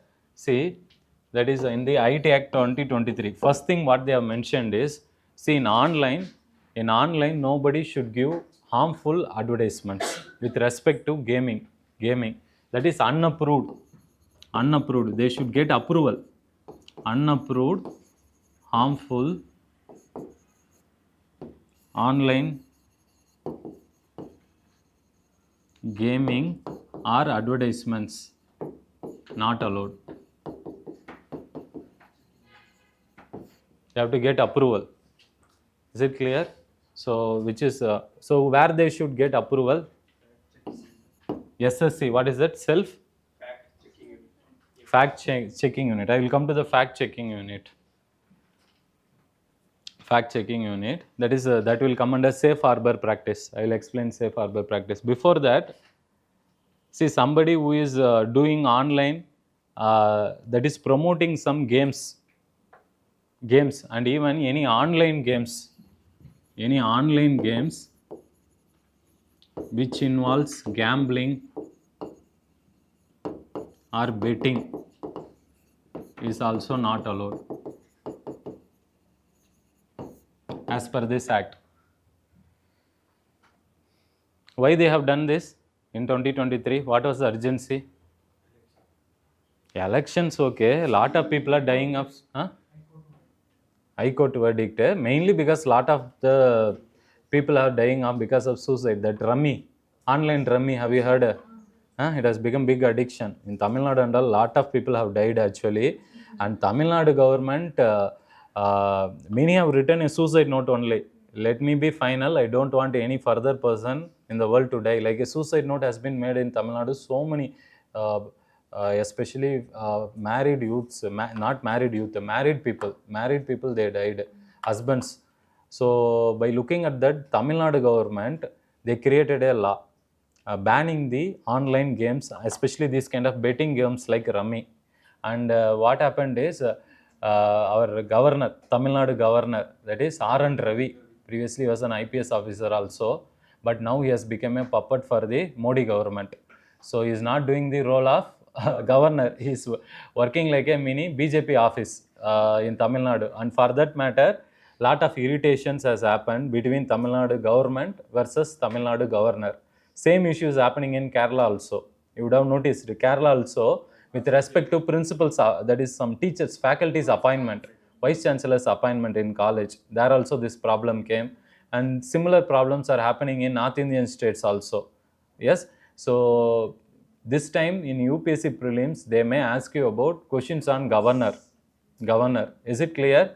This is how they will set a question. They are not just like, they will not ask even a single question without any reason in preliminary examination. If they ask a question means, then the issues related to that have came in the last 1 year frequently. Fine.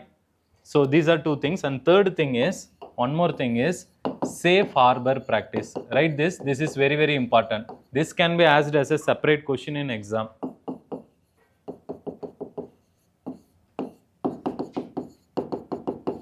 Safe harbor practice. Only three things only. One, we are not allowing online gaming related advertisements, and especially unapproved one. Second one, we are not allowing online games which are based on betting and gambling. Yes. Third thing is, we are actually following something called safe harbor practice. What is the meaning is, see, this Information Technology Act is actually under which ministry? Any idea? Huh? Electronics and Information. Okay. Now what they will do is, under the ministry, they have something called as, what you said, that fact checking unit. Fact checking unit. That is, this is a unit from the government side. Kindly understand. There will be a team which will be assigned. What this team will do is, government will give them all the software technologies, all this artificial intelligence based software. Now what they will do is, somebody in social media, Facebook, Instagram, as well as Twitter, they are actually, suppose imagine they are circulating a fake news. Is it clear? And that fake news can create a big harm in the society. Is it clear? Imagine, suppose that fake news is talking about Hindu-Muslim religions conflict. By spreading this news, more fight will happen, more attacks will happen between, or fight will happen between Hindu and Muslim religion. Now, from the government's perspective, should it be stopped or not? Circulation of fake news? Yes. So for doing that, what they will do is, they make use of this fact checking unit, and these team members, they have a program software where they will try to analyze all the tweets, messages in social media accounts. Anywhere any fake messages are circulating, they will verify it, and what they will do is, they will immediately update it with the intermediaries. Is it clear? Now intermediaries can consist of two people. We know that. Yes. One is social media, another is ISP. Now social media, what they have to do is, they have to immediately remove it. And what internet service provider has to do is, they have to block the URL. What is URL? It's like address for the page to visit. So they have, both of them, they have to take action. If they fail to take action, what will happen? Then punishment can be taken against them under the safe harbor practice, because safe harbor practice means it will give some protection to third party content.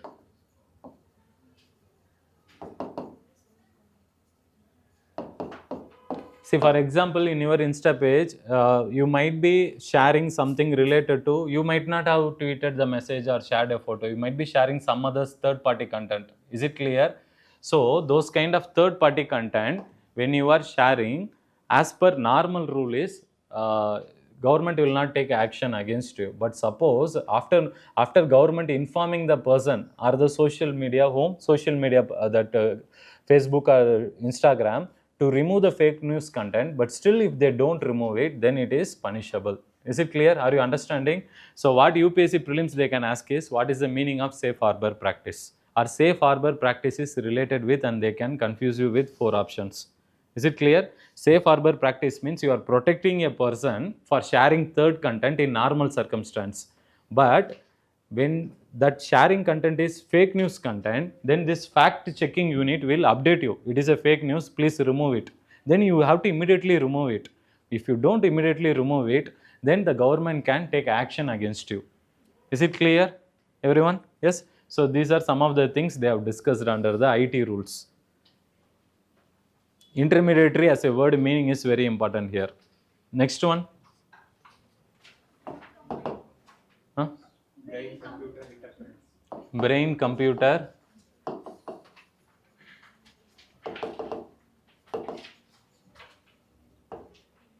This is called Neuralink. Neuralink, it is a company founded by Elon Musk, co-founded by Elon Musk. So what they will do is, see in the human skull inside brain, see inside brain, that is inside our skull, they will implant a chip, and they will also connect the wires from our human brain. What they will do is, they will link it with computer. Now what they will do is, using this connection, that is your neural brain nervous system, your brain connection with your computer. Now what we will do is, we will try to see, for example, you wanted to do something, for example you wanted to you are thinking something, those thinkings can be converted into words. Are you understanding? This concept is referred as telepathy. They have mentioned it, see that, telepathy. That is, using your mind, you can do some actions with the help of this neural link network, because it is connected, your brain is connected with some chip. What your brain is thinking, it will be understood, processed by the chip, and that command will be sent to the computer to execute it. This method is called as neural link, which was co-founded by Elon Musk. But what is the problem in this? Technology is looking good. Now tomorrow what and all you can do? Whom it will be helping? First of all you tell me. Whom it will be helpful? Somebody who can't speak, disabled people, persons like Stephen Hawking, and even those who have Parkinson's diseases, brain related diseases. For them it might be helpful, but problems are many. What are some of the problems, can you tell me?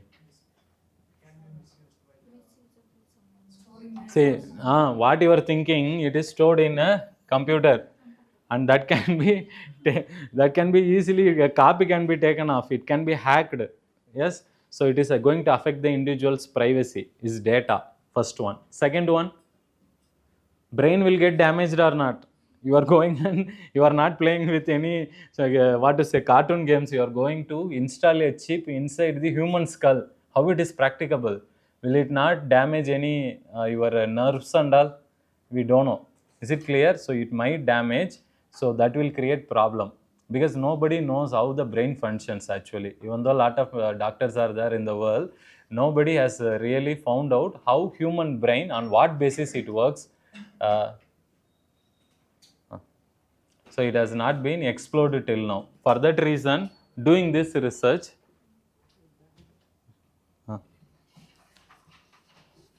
yes, so for that reason, doing this research will affect your neural system, and it will affect also the privacy and data. Is it clear? Understood? Next one, next topic. Go to the map of Africa. Firstly, Sudan conflict. Africa. We have two countries in Africa. One is Sudan, another one is South Sudan. Can you see? Sudan capital is Khartoum. That is the point. That is a city where Blue Nile and White Nile, both of them, they join together. Can you see? Blue Nile and White Nile in Khartoum. And then in Sudan, the left hand side of the Sudan, that is the western side, go there, there is a region called Darfur region. Darfur is mentioned, a physical map it will be mentioned, Darfur. It is like a desert, stony desert, Darfur. It is all are part of which one? Sahara Desert, all these regions. So Darfur. And another one region is there, Abyei near South Sudan. Sudan and South Sudan border, there is a city called Abyei. Can you locate? Is it there? Abeyyi. Is it there?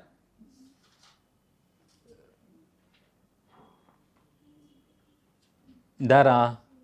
Not there means in the notes we have given. Please see that and locate it in your atlas. Abyei. Abeyyi. Abyei. There. Abeyyi. Yes? Abeyyi. See, what they can do is, in UPSC preliminary examination, in places in news, what they will do is, Abyei, Iran, Golanites, Syria, and then they will ask Daman, UAE, yes, and then they may ask, how many of them are correct here? Like this they will ask you question. Is it clear? And it is very usual method of asking question. In preliminary exam, 3 to 5 questions will be asked from places in news column. So, how many of you know? Which are correct? This one is correct. This one is correct. Daman, where it will come? Saudi Arabia or UAE? India Myanmar corridor. India Myanmar, what is that? East Europe corridor. That time while taking that, I mentioned 2 portal cities in Saudi Arabia. See that Daman and that is Rubal Khair. One is UAE, another is in Saudi Arabia, I said. When last class only I covered, no? India Myanmar East Europe corridor. Sir, okay. Covered, no? At least. Check it. Where is Daman? Notes we would have written. That day nobody was having atlas. You might not have written marked in your atlas. Check your notes. Saudi Arabia. Va? Yes. So Daman is in Saudi Arabia. And Abyei is in Sudan. Is it clear? Like this they may give you. All the places are places we have discussed in class only. I have not written any new place. UPSC will give you still more new places, but only from places in news. Yes. Now what is happening in Sudan is going through like a civil war. That is before Sudan was a united country. That is both Sudan and South Sudan, they were united together. But due to ethnic conflict, it got separated. Now the country got separated into Sudan and South Sudan. South Sudan capital is Juba. Can you see Juba? Juba, that is the capital of South Sudan. And in Sudan, you have Sudanese government. See, what happened is, Sudan for a long time, it was ruled by a president called as Omar al-Bashir till 2019. See, understand the story. I will tell you what happened in Sudan. See, there was long time Sudan has been ruled by a single king. Is it clear? His name is Omar al-Bashir. Till 2019 he was ruling. At that time, within Sudan, there is a opposite group actually. That is, they have given the name of the army troops. See that and tell me. There is an army troop, rapid force. Rapid supporting force.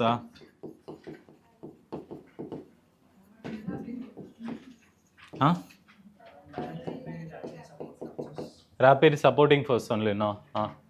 See, this is a group which was there. It is like a militant group. Now what happened is, For a long time, this Sudan was ruled by this king, and they wanted to replace him, and he also agreed in that, agreed it. And what he did is he told that, see, by 2020, that is 2023 or 2024, by the time we will conduct next election, not 2023, this year only. This year they wanted to conduct the election in another 5 years. So before that, he will leave the position and give it to some, a transitional government. Transitional means what? Some other government temporarily, they will have the power, and later they will conduct elections in 2024. Based on that, they will elect the new ruler. This was agreed. Is it clear? But before that, what happened is, see, as agreed, Omar al-Bashir, he was removed in 2019. So after that, a temporary government was there who was taking care of. Now what happened is, this has been taken over by the military coup. Military coup. This has been taken over by a military coup. So now the chances of Sudan conducting elections is very marginal, very less because of this issue. That is why it was in news. Is it clear, everyone? Next one. What are the other things Sudan is famous for? See, Sudan is also famous for oil. In Egypt, in Africa, Egypt is famous for oil. Sudan, then Nigeria, Libya. Yes, Nigeria, Libya, Sudan, Egypt. Yes, Congo is for copper and diamond. Yes, all these are famous for oil production.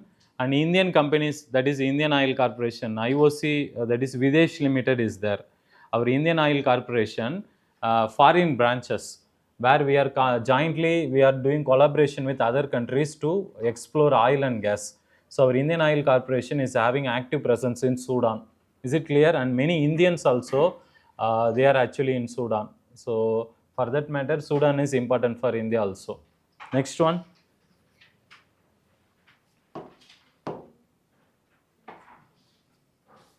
In UPSC prelims, what they can ask you, that places in news from Sudan. That is what is expected. Next one.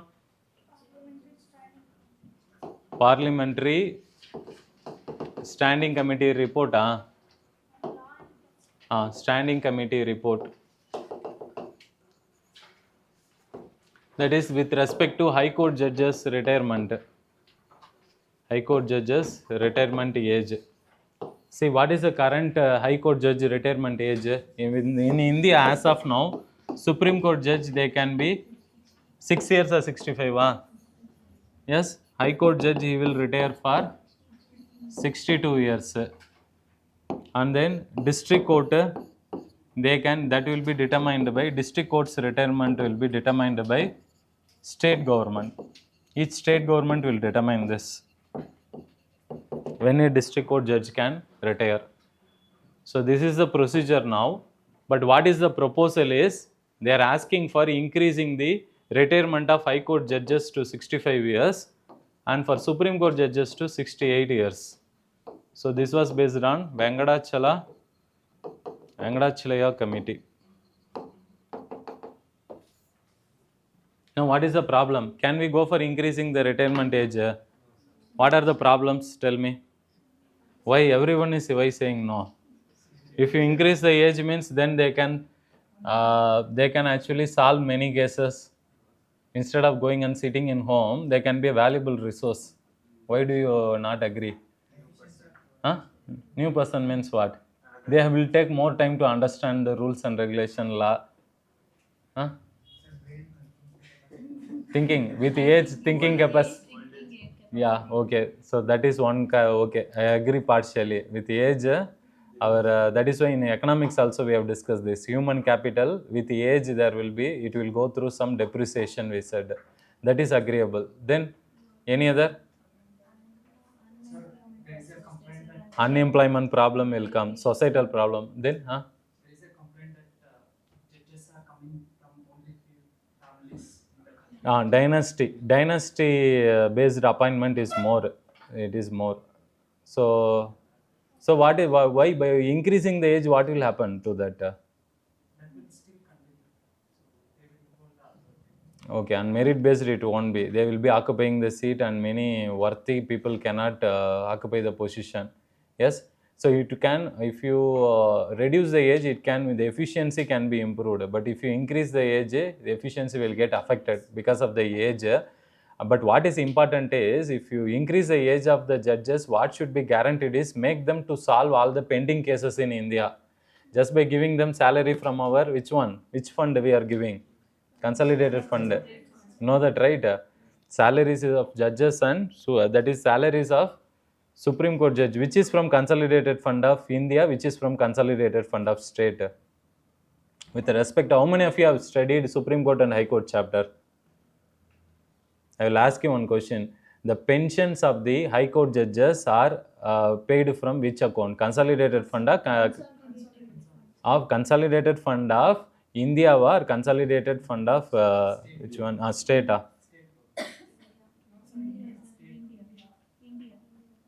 You both will confuse me. Answer is, I think it is of India. India, because after pension, but salary will be from, till he is a High Court judge, that will be from state, but pension will be born from center. That is Consolidated Fund of India. Clear? Read the Supreme Court High Court chapter clearly. UPSC will not ask this silly question. Again, I will tell you what sir is teaching this. This they will not ask you. They will go and grill you in what is the basic appointment procedure. Yes. So that they will set you some statement based question and confuse you. So revise those basics and just try. They will ask you just in one statement, this retirement judge of Supreme Court judge is 62. Like that they will give you a wrong statement. That's all. Since it was in current affairs, but they will ask you on qualification. And one more thing, Parliamentary Standing Committee is a permanent committee. It's a permanent committee of the Parliament. And see, with respect to parliamentary committees, every year in UPSC prelims exam, pakka question will be there. This year we can expect some questions on ethics committee. Ethics committee. Go and read it. Go and read it in home. What is the meaning of ethics committee? Recently, how many members in parliament they have suspended? So many members. 200 or 277? Almost all opposition members have been suspended. Yes. Just because they breached the privilege of the house. So there was an ethics committee which took action against them. So questions might be asked from the basics of ethics committee. Go and read that. Next one. Next one. Which initiative? Prithvi. Prithvi scheme. Prithvi scheme. See, it basically consists of 5 schemes. One is across. Second, O-Smart. Third one is Pacer. Pacer. Then Sage. Then Reach Out.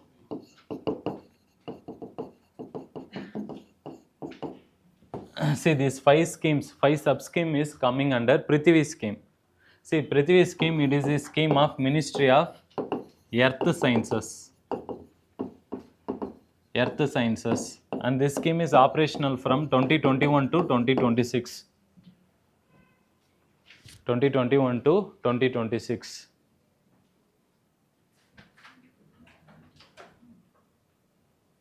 So you have to remember these 5 subcomponents also. They may give you in the one of the statements. Across means what? Atmospheric, climate research, ocean, system, services. O-Smart means ocean system, ocean services, services, modulated, application, resource technology. Pacer, that is polar and cryospheric science. This is seismology and earth science, global geoscience. Reach Out is research, education and training. Research, education and training. Know the expansion of this. Yes. Try to remember the 5 sub-schemes of Prithvi. See, one thing what you need to understand is, this is a scheme which we are designed to study first one, atmosphere, hydrosphere,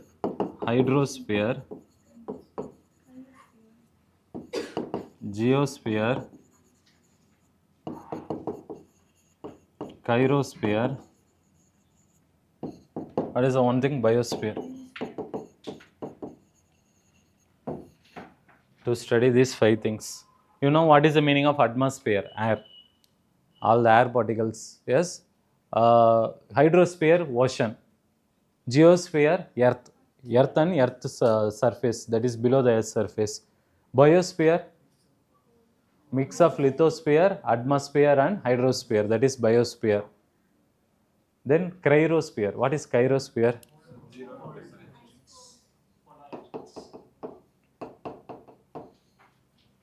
Cryosphere, till now in UPSC mains examination, in the UPSC mains, they have asked this question directly once. They used the word cryosphere. Another time they have used it indirectly. So 2 times till now mains question has came from single topic, that is on this cryosphere. See, cryosphere means it will include not just the pole areas, kindly understand. Even though it includes, that is cryo means freezing temperature region. Where we will have freezing temperature, those regions are referred as cryosphere. So we have Arctic, Antarctic, and even all the mountainous regions, all the mountain regions like Himalayas, and sea which is frozen, frozen sea, and river which is frozen, river or lake which is frozen. All this will come under cryosphere. So cryosphere means not just polar regions, it includes all those regions where we will be facing very less or sub-freezing temperature. Yes, so it includes rivers, lakes, oceans, mountainous regions, then polar regions. Is it clear? Yes, why it is important? See, these regions are very important. Why means, written cryosphere, please write it. Yes, they are related. See, you know this is North Pole, South Pole. See, we have lot of, which one? Ice, icebergs are there. Icebergs are there. So now what will happen is, see, when sun's radiation, when it comes and when it comes as insulation, when it touches the polar surface, because of ice, the sun's radiation will get reflected back. What is this concept called? Albedo. Very good. Albedo.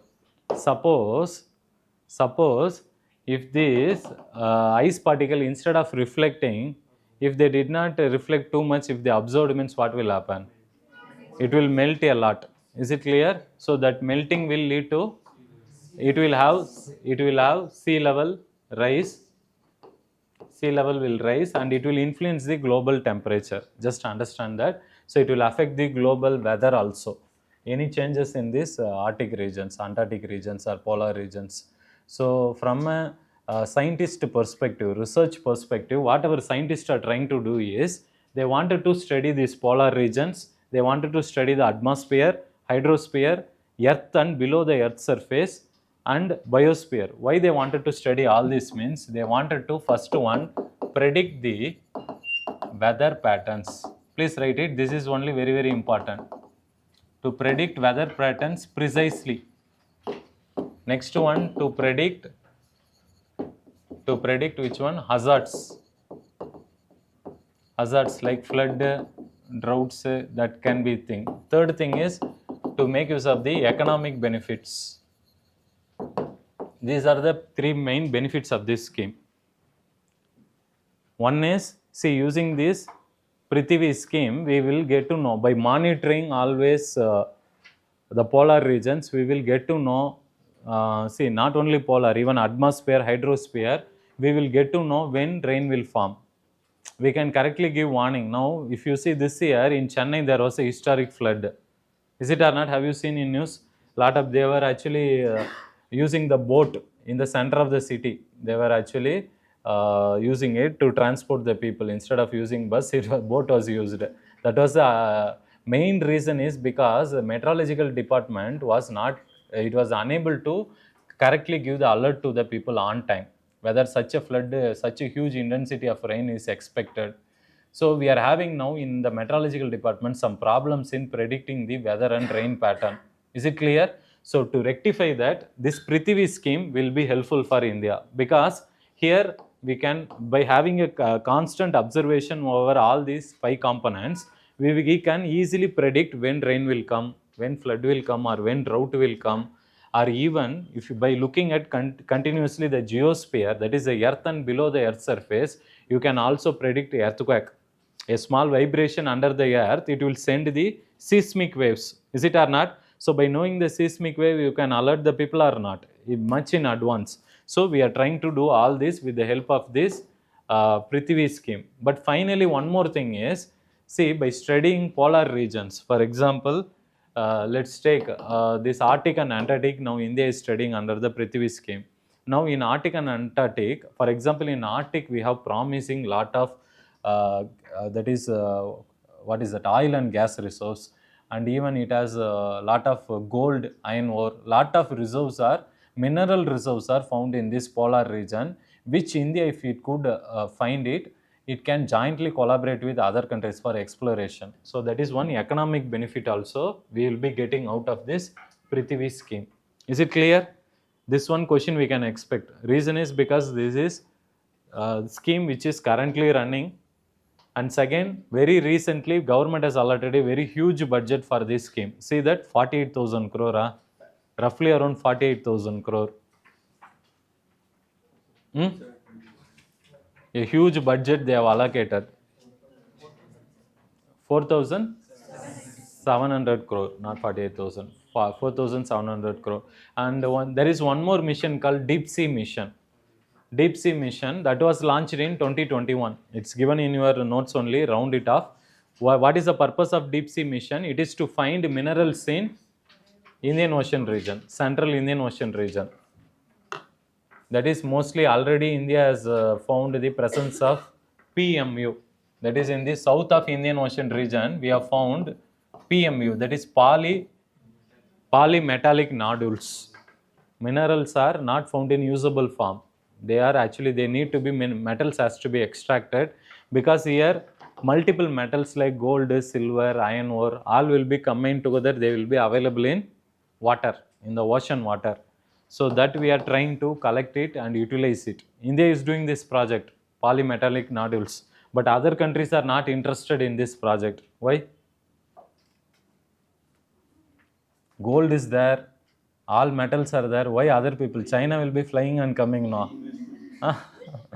Even they are not showing that much interest, because it's not economically viable.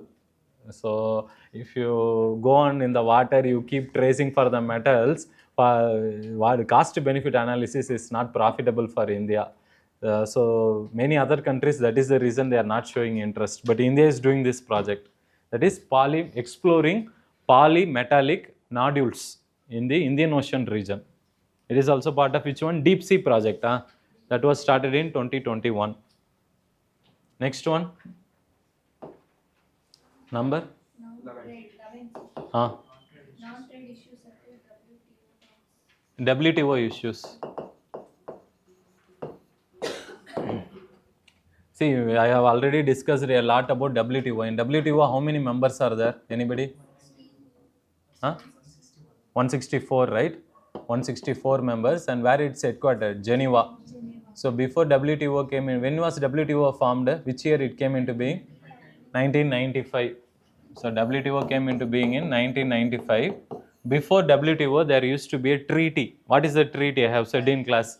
GATT.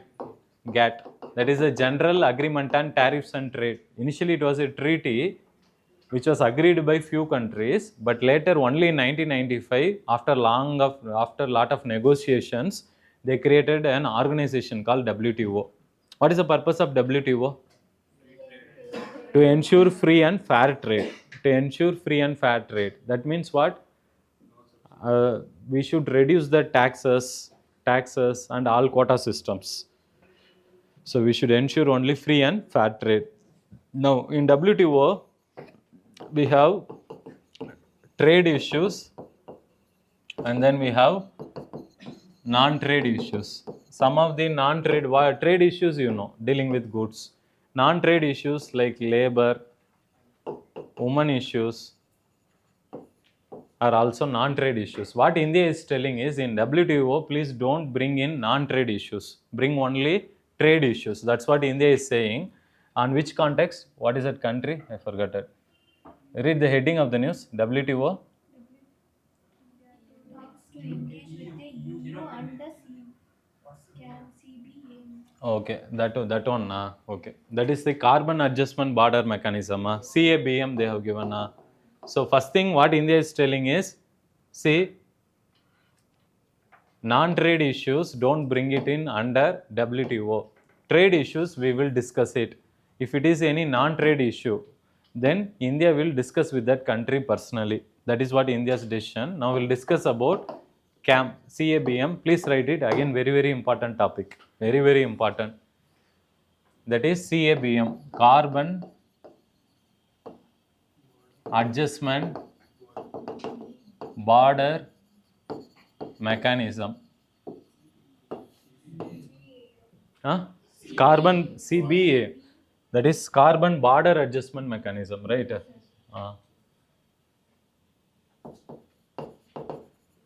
Carbon border adjustment mechanism. Yes. What is this? See, this is a scheme. European Union wanted to implement it in January 1, 2026. It's a scheme of European Union. First thing, what they wanted to do under the scheme is they wanted to impose carbon tax on goods imported. This is the problem. They are imposing a new tax in European Union. That tax is based upon, see, if India is, for example, India is exporting lot of iron ore, aluminium, lot of these minerals to even coal, iron ore, aluminium. We are exporting lot quantities to European Union. Now, what European Union is telling is, as per its new climate policy, they wanted to see. They need money. Why means what they are telling is, see, not money. They actually wanted to follow the green principle, where they wanted to reduce the greenhouse gas emissions. There is a concept called in European Union Fit 55 scheme. That is, they wanted to reduce 55% of greenhouse gas emissions by 2030.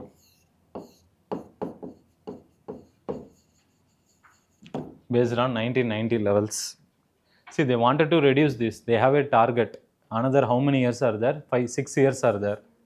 So, to reduce the greenhouse gas emission, what the European Union is telling is, to implement this, one thing is, in their domestic market they are doing, they are actually promoting alternative green technologies. But outside countries like India, which we are exporting to European Union, coal, iron ore, and then what are the other things I said? Aluminium. For example, India is exporting coal, iron ore, aluminium.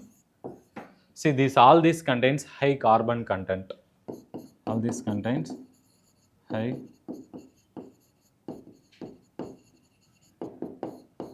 Now European Union wants to impose tax on these items. Are you understanding? Yes. How much tax? That tax will be decided based upon how much carbon content you are using in that material is having when you are importing in European Union. Are you understanding? Yes. So this is, India is very stringently opposing this move. See, what India is telling is, see, now tomorrow if European Union, if it is exporting any of its products to India, we can also do that one. Then what will happen? all countries will do trade war only. Is it or not? So it is not a healthy practice. See, to solve your domestic problem, you don't look at collecting funds from other countries. What European Union is doing is, to solve its target of Fit 55, it needs money to execute its policy in better manner. For that, what they are doing is, they are collecting the tax from people like us, from other countries who are exporting to European Union, that products which are containing high carbon content, based upon the proportion of carbon used there, they will impose a price which we need to pay. That money will be used for implementing their green energy policy. That's what they are saying. And India is saying it will affect us. Why it will affect us? Why it will affect us? Because if they impose the tax, it will discourage the exports of India. It will discourage India's exports. Our Indian raw materials will be very costly. What they are telling is, this tax amount which European Union is telling is, roughly this tax which they are planning is, it will be averagely around 20 to 35% minimum. For example, if you send a goods of 100 rupees value, the final value will be in European Union 135 rupees. So that will affect the India's export competitiveness. So it will affect export competitiveness and our export goods. See, some other countries, like for example any other country in Africa, which is exporting to same European Union, something, let's take, they are using very less carbon content, means then Indian goods will be not bought by the European Union people, because our goods is having more tax compared to African goods. Are you understanding? On what basis they impose tax? Are you understanding? How much carbon you are using? For example, you export to European Union some Jaguar car, let's take. Any Indian car you say? Indian car. We'll take Mahindra Tar. We are exporting it to European Union. Now what European Union will do is, for manufacturing this car, how much coal, iron ore, and then carbon, how much carbon content is present in this car, that they will assess it. And based upon that carbon content, they will ask India to pay extra tax.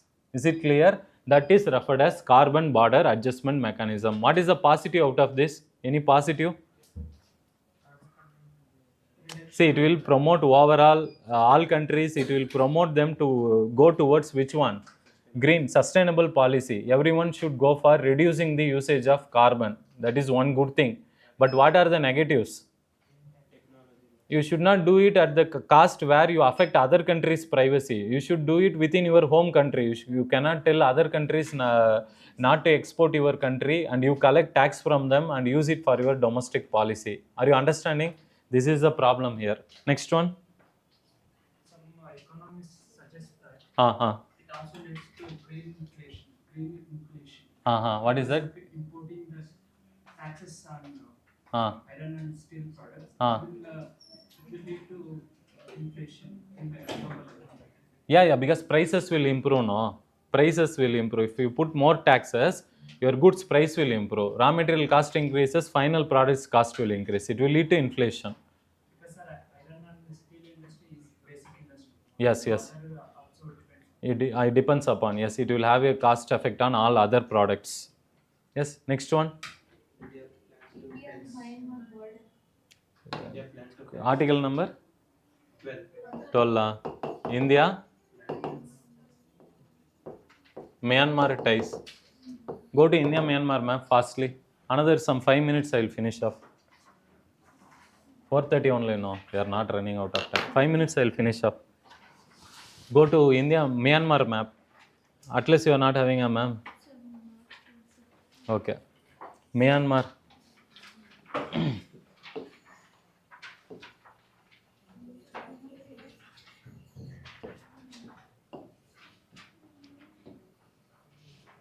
See, what are the here Shiva ma'am is calling. Dora.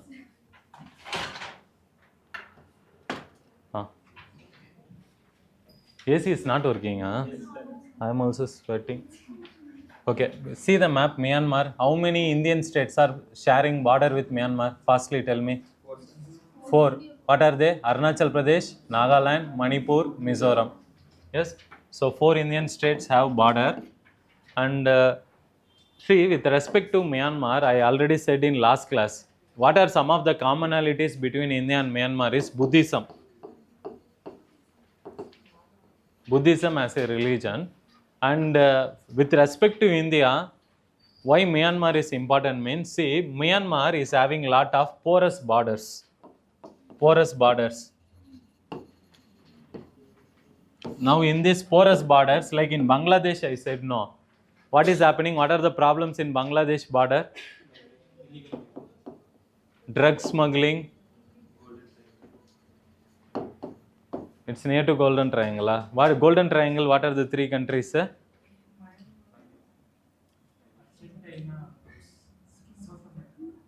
is in South America. Okay, that is here there is a drug triangle. I know that is most of the drugs actually in the Southeast Asian countries they are actually transported here in a large numbers. They are smuggled here across the border in the India-Myanmar border.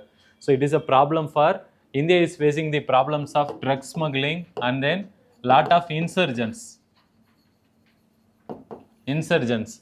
Some of the India's insurgent group, what they will do, like before there was a Naga group.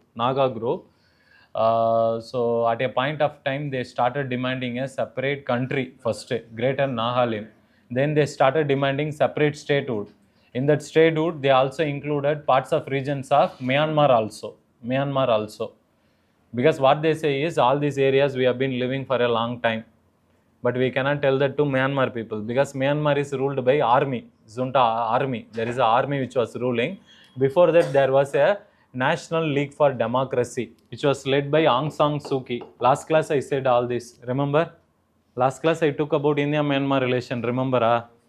In Myanmar, there is a state called Rakhine State. In map, it is given Rakhine. Here there are 2 armies. That is here we have an army which is called as Arakan Army, and then we have also a minority group called as Rohingyas. Remember Rohingyas? Last class I said migrants. The illegal Muslim migrants are from Bangladeshi region. They are living in large numbers in Rakhine State in Myanmar. If Rakhine State is not there, you draw this in your notes and write this. This is very, very important. See, what has happened in Myanmar is a Buddhist majority region, whereas Rohingyas are Muslim people who are illegal migrants. What these people did is, these Rohingyas illegal migrants, they stayed large number in Rakhine State, where another category is Buddhist people, and they started fighting each other. The Buddhist army was led by Arakan Army. Arakan Army means it is a Buddhist army. So they started attacking the Rohingyas people. And these Rohingyas, because of that, they started crossing the border. They catched a small boat and they started reaching the, which one? Bangladesh and then West Bengal state. In the way, only lot of people, kids and all have died actually. This incident is going on in Myanmar for long period of time, and India also was not willing enough to openly help the Rohingya communities. The reason being that India is having lot of these illegal migrants problem in West Bengal, Assam region, especially Assam, where Rohingyas are also there. Where what they do is, Assam we have one more community called Bodo communities. They are Hindu community. They also come in clash with these Rohingyas. And in West Bengal also we have the presence of Rohingya communities. So India is not in a mood to support or give residence for Rohingyas in India.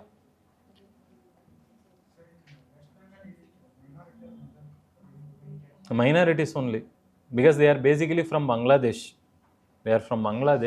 But only reason is India, on a humanitarian ground, they asked India to support these refugees. But what India said is, India is not a member of UN Refugees UN Refugees Convention. There are two conventions which happened. One is in 1951, another is 1967. In both of that, India has not joined. Why? Any idea? Population more okay. Any other? Think at this year, you will get some answer.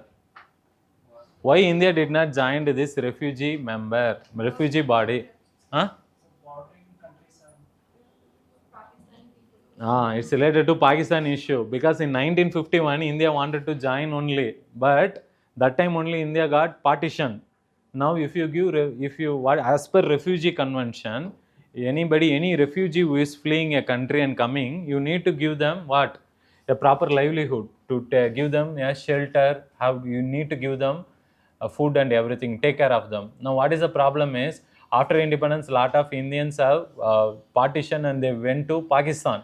Now if you join the refugee convention, tomorrow majority of the Muslims will again come and they will demand refugee status in India. We don't want that problem. Is it clear? That is the reason we have not joined this refugee convention. Yes. Now coming to Myanmar. See, with respect to Myanmar, two important projects I wanted to discuss.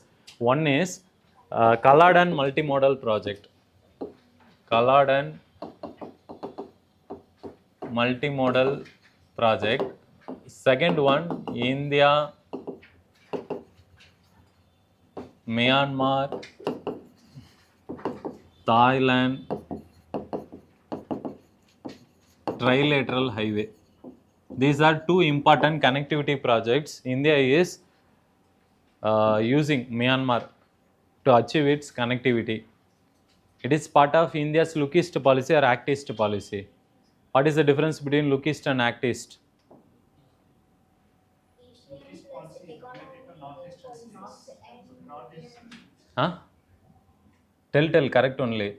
Economic integration plus security cooperation. Strategic cooperation is one prime thing. Second, we will also look for countries in East Asia.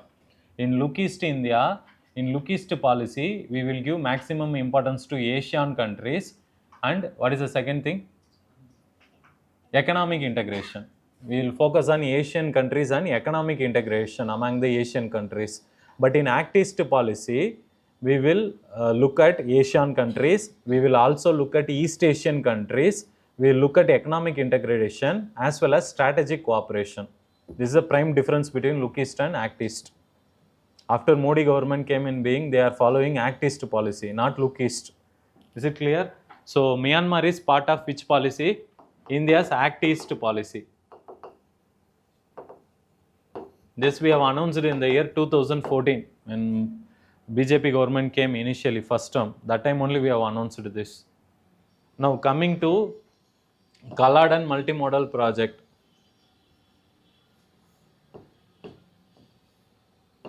See, we have the port of Kolkata. See, now what is the problem is, northeastern India, we have a very thin connectivity that is called chicken's neck. Can you see this region? This region is looking like chicken's neck. It's a very small road, see, small passage. Through that only we will be connecting to all the northeastern states. Tomorrow, that is called Siliguri corridor. Tomorrow, if China comes and blocks this region, what will happen? Or any protest is happening means, in Arunachal Pradesh, China is trying to attack India, let's imagine. On the other side, in West Bengal region, there is a protest which is happening on in the Siliguri corridor. Can you move the Indian troops faster to this Arunachal Pradesh region? Very, very difficult, especially because this is the only route we have. So India is looking for alternative routes to reach this northeastern region, not just this Siliguri corridor. Is it clear? So that one such route is this Kaladan multimodal project. Here we are trying to connect the ports of Kolkata to Sitwe. Sitwe. In Myanmar there is a port called Sitwe. See that? Go to the map of Myanmar. Myanmar they would have given separately. Sitwe. Very, very important. There Sitwe is not there.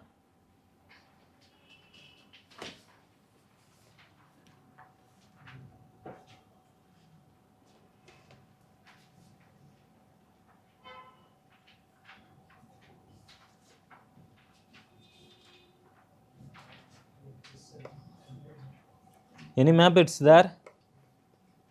Situate is there in any atlas? Orient Blanks. Which atlas this one? Student, Oxford student. Oxford is waste. Only for India map it is useful. It's there, huh? Old edition. Old edition, huh? Okay. See, what we are doing is, first we are trying to reach Myanmar by which one? By sea, by a ship. Once we reach Myanmar Situate, after that we will reach by road. This project is that is through Kaladan River. There is a river which flows in Myanmar. It is called Kaladan. Through Kaladan River, we will try to reach which one? Oh, I have drawn wrongly. Wait. We'll try to reach Mizoram, I think. Mizoram, Arunachal Pradesh, Nagaland, Manipur, Mizoram. So from Situate through Kaladan project, we will try to Kaladan River. We will try to reach Mizoram.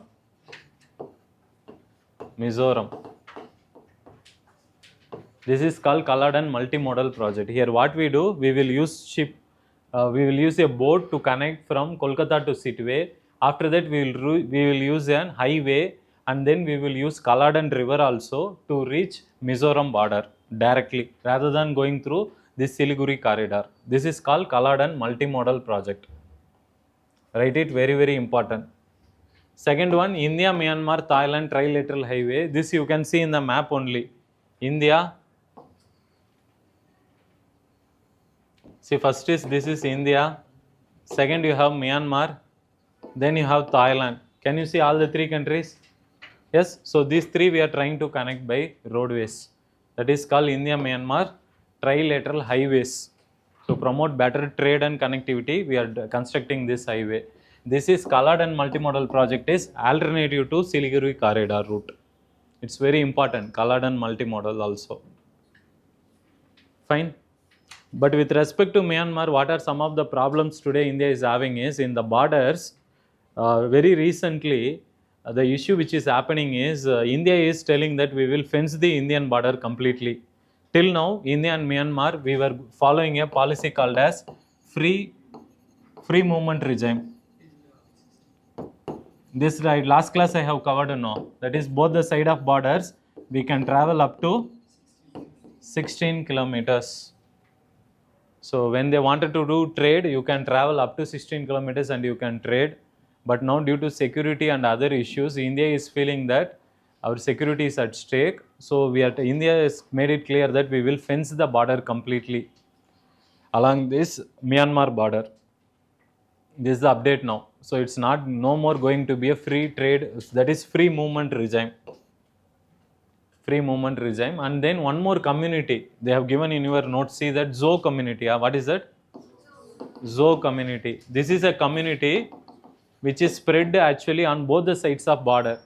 On Indian side of the border in Mizoram as well as in Myanmar border, a particular group of tribal people they live. That tribal people is called as Zo community. It consists of Chin tribe, Luzai tribe, Zomi tribe. See that they have given in box. Underline all that. Very important.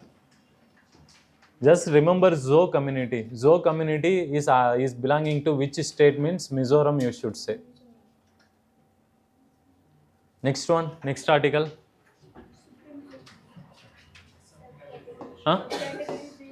Subcategorization of, see, I will tell verbally only, it's not any big deal. In this, see, till now in case of India, reservation for SC, ST communities, it has been given based on what reason? Social, that is based on the social discrimination which we have done over the history. So to rectify that, we are coming up with this reservation model. And now in Tamil Nadu government, they have approached the High Court. What they have approached is, they are telling that in OBCs we have subcategorization, right? So that's like that same manner in SC communities also we should have subcategorization. What do you mean by subcategorization? Creamy layer. See, based on economic opportunity. See, in SC people only a few few people they were able to easily attain education and get the reservation benefit. But majority of the people in India still are unable to use the reservation benefit to their advantage in SC communities. So what Tamil Nadu government is saying is, in SC communities we have two categories. One is well off, another is what you say. You can say the people who need benefit. Now the well-off people can be left and these people can be given reservation. That's the idea Tamil Nadu government has proposed, but it's still in the early stage to discuss about this. Madras High Court has to give a judgment. Debate is going on. But what is very important is you should know, in case of India, it is a president under Article 341. Only the president of India, he can declare any particular community in India to be a scheduled caste community in India. That power is lying only with whom? President. So the courts has to, even the court is giving a judgment, president has to agree with this. After the president's that is approval only, this subcategorization can be implemented. Next one. That is the Panchsheel Treaty. Panchsheel Treaty, it was initially signed in the year 1954. This is the 70th year. That's why it's in news. And second, this year India and China trade has improved. What is the problem is we are fighting a border war. Other side we are actually having more trade. That is the paradox in India-China relation, because we cannot actually, we have to live together only. That is the problem. And coming to this Panchsheel Treaty. Panchsheel Treaty was signed by whom? Jawaharlal Nehru. Very liberally he made this treaty. That is, what are the 5 things? Mutual respect and territorial integrity, mutual non-aggression, mutual non-interference, and mutuality and equal respect, peaceful coexistence. See, all these are looking good, but what happened at that time, soon after this Panchsheel policy only, China started attacking India because we had lot of border differences. So after that, in 1962, when it attacked, this Panchsheel policy was under severe criticism because of coming out with such a liberalized policy only, China has, China has not obeyed this. That is what they are saying. India has came out with, our Nehru has came out with a liberal policy, but China did not respected the Panchsheel policy. That is one problem we had. At the end of Panchsheel policy is the Indo-China War, which happened in 1962. Anyways, in UPSC exam, since it's the 70th year, they may not ask you what is Panchsheel policy in exam Paka. What they may ask you is some mains related any questions. In prelims, if they want to ask you, they may ask you what are the things, what are the border problems we have. Already we have discussed this lot in class. See, in border we can classify into 3 sectors. One is western sector, middle sector, and then eastern sector. Know all the problematic areas. Yes, from there map based questions can be asked. What is the lake which is problematic here? Pangong Tso Lake. Yes, so go through that, and here which is the reason? Here with respect to Sikkim, we have one problem. What is it? Doklam Plateau, we have problem. Arunachal Pradesh, we have problem in total. Arunachal Pradesh is problem only. China is calling the Arunachal Pradesh by the name Southern Tibet. Whenever Indian Prime Minister, Home Minister, or any minister, if they visit Arunachal Pradesh, means what they will do is they will immediately send a strong protest against India. China next day only they will protest. If any of our ministers, because they say it is part of our territory or it is a conflicted territory. So Prime Minister or any minister should not visit. That is China's stand till now. Next one. Banning the fossil fuel extractions. Banning the fossil fuels extractions. Fossil fuel extractions. What is that? It's about? Environmental financing. Environmental financing. That is the, see here this issue is about Scotland in COP26. COP26 meeting happened at Glasgow. This I have already taken in YouTube. See, those of you who missed this class, one environmental basics class only on climatic change I covered in one class. It happened in December month.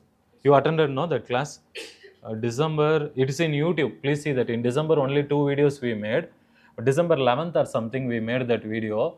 That video you please watch it. I have covered all the basics of climatic change related, all the summits, outcomes, all complete history we have covered. Almost 1.5 hours, 1 hour we have covered now. So please watch that, because there only have discussed about COP26 outcome. Here the basic objective is they wanted to phase out coal. Phase out coal. Yes, that is the main objective. But what India is telling is, India at that meeting, instead of using the word out, they should use the word down. That was India's suggestion. What is the meaning of phase out? Completely leave it. Fossil fuels like coal, gas. Now what is the problem? India cannot actually, see, for our India's development, see, many countries, if you take Europe, USA, all Western countries, they went for industrialization much early. Which year they went for industrialization? 1760s only first industrial revolution happened. From that time to till now, developed countries are polluting the atmosphere. But India started polluting, or it started using the carbon space very later. Is it or not? Yes, at least after independence. For that matter, what India is telling is, India, see, you can ask developed countries to phase out coal, but not developing countries like India. So we have to abide by the principle of CBDR. What is CBDR? Common but differentiated responsibilities. That means all the countries should not be equated together while achieving the climate change objectives. Developed countries such as USA and even including Europe, they have went for polluting the carbon dioxide more for long time period. But countries like India and small island countries, we have not used much of the carbon space, or we have not polluted that much equivalently compared to developed countries. So you should not treat developed countries and developing countries equally. Are you getting it? Are you understanding what I said? How many of you understood? Did not understand? Tell me. I will tell again. This is very important concept. CBDR. Not understood, no? You only am asking. Little not understood. Understood? Everybody understood? Okay. See, what is CBDR means? Common but differentiated responsibility. What is the meaning is, see here, countries like USA, Europe, and even all developed countries, they were polluting the atmosphere from 1760 when they went for industrial revolution. Is it or not? Everyone agree? So they started polluting, they started releasing more carbon dioxide into the atmosphere because of using more coal, iron ore in their industries. But countries like India has joined this very later. Is it or not? We started polluting the atmosphere later only, no? African countries, small island countries, they have not polluted that much, including India. So what we are saying is, countries like India, Africa, small island countries, we have polluted less, but these countries have polluted more. Understood? So you cannot equate USA or Europe with India, Africa and small island country. So there has to be some difference. Is it clear? Even when it comes to achieving targets, you give high targets for developed countries and give less targets for developing countries. Not only that, help the developing countries in getting finance, technology to go for green technology. Is it clear? This concept is referred as common but differentiated responsibility. Done? Yes, next one. Prelims fact sheet. Fastly I will tell you. First is Tawang. You know where is Tawang? Where is Tawang? In Arunachal Pradesh. Yes, go to the map of Arunachal Pradesh fastly. There are 4 hills called Mishmi, Abor, Miri, Dafla. Mark that also. In Arunachal Pradesh physical map. And write the name of the monastery in Tawang, that is called Gelusupava. What is that? What is the name of the Buddhist monastery? Gelu? G-E-L-U? Gelupa Monastery. This is a Buddhist monastery. Please remember, UPSC in preliminary exam, already they have asked, I think once or twice on Tawang Monastery. Remember, Tawang Monastery is in Arunachal Pradesh. In UPSC prelims, they have given the option as Himachal Pradesh. Once they have asked this question. Himachal Pradesh also you have some Buddhist monastery, but that is not Tawang. Tawang is in Arunachal Pradesh. So you have the hills called Mishmi, Abor, Miri, Dafla. See that? Mishmi, Abor, Miri, Dafla. Can you see this name of the hill?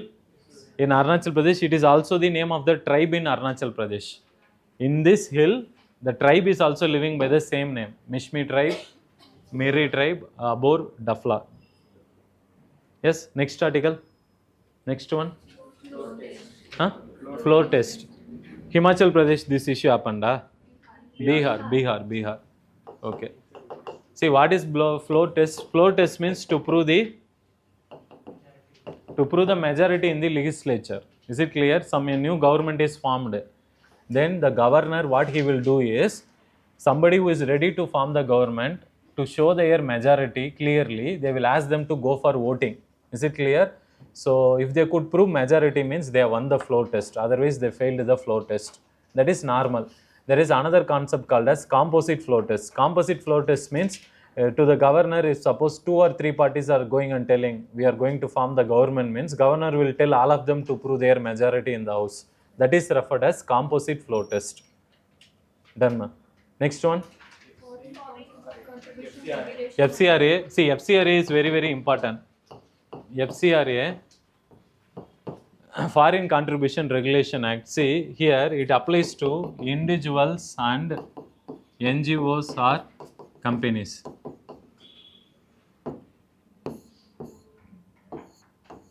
Individuals, they cannot take anything more than 10 lakh per year. See, up to 10 lakh, see, if any Indian who is living in India or any NGO or any Indian companies are there, when you take foreign funds from outsiders, is it clear? That is regulated under FCRA. FCRA, this act, this comes under the Ministry of Home Affairs. This FCRA regulation, it comes under Home Affairs. Individuals means, if suppose some of your any relatives are in other countries, they send you money. What is the maximum limit you can receive in a year? 10 lakh. 10 lakh in 1 year. Beyond that means it's not allowed for individual. And companies means, see, both individuals and companies, one more thing what they have to do is, within 45 days, they have to inform the government how much money they have received in their account. Is it clear?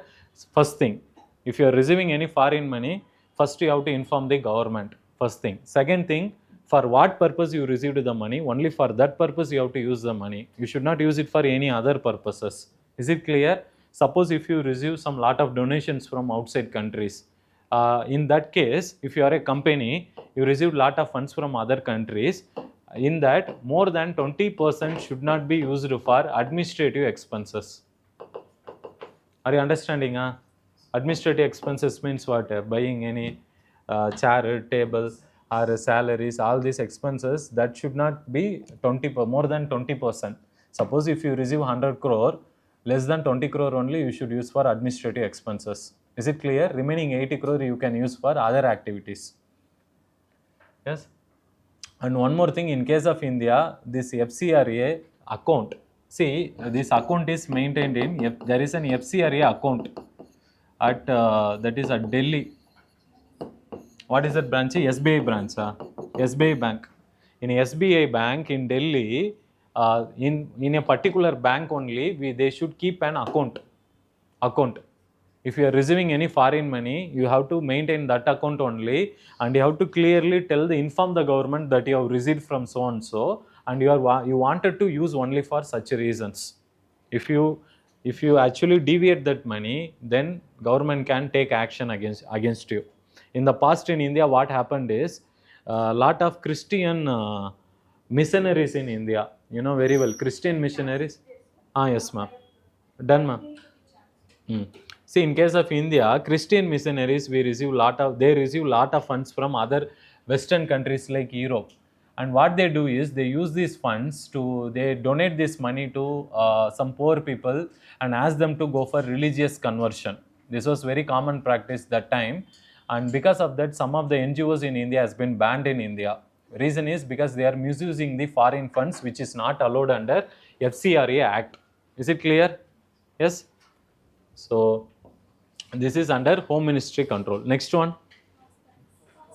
Fast tag based on RFID technology. Now the government is planning to move away with fast tag technology. Wanted to replace it by satellite based technology. It doesn't want fast tag now. Next one. Somalia coast, you can see the diagram. Yes. See, with respect to Somalian coast,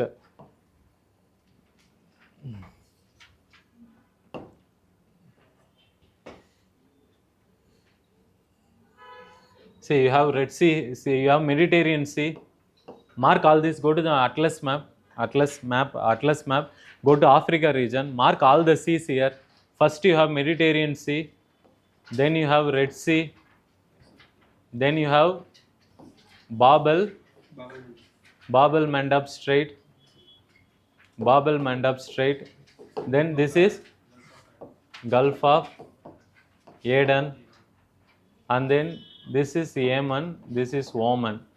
So this is called Gulf of Oman, and then you have Persian Gulf. And there is one more Gulf here, Gulf of Aqaba, one small Gulf is there. Go to Israel map, West Asia map, and mark that. Gulf of Aqaba, AQBA, something like that it will come. See, all this can be asked in mapping segment, because this region is so much time in news, because now recently Houthi rebels from Yemen, they are attacking our Indian ships which are carrying oil from Saudi Arabia, Iran. Yes, have you seen a Gulf of Aqaba? Huh? Mark that also, very, very important. That is coming near Jordan. Go to West Asia map and mark the Gulf of Aqaba.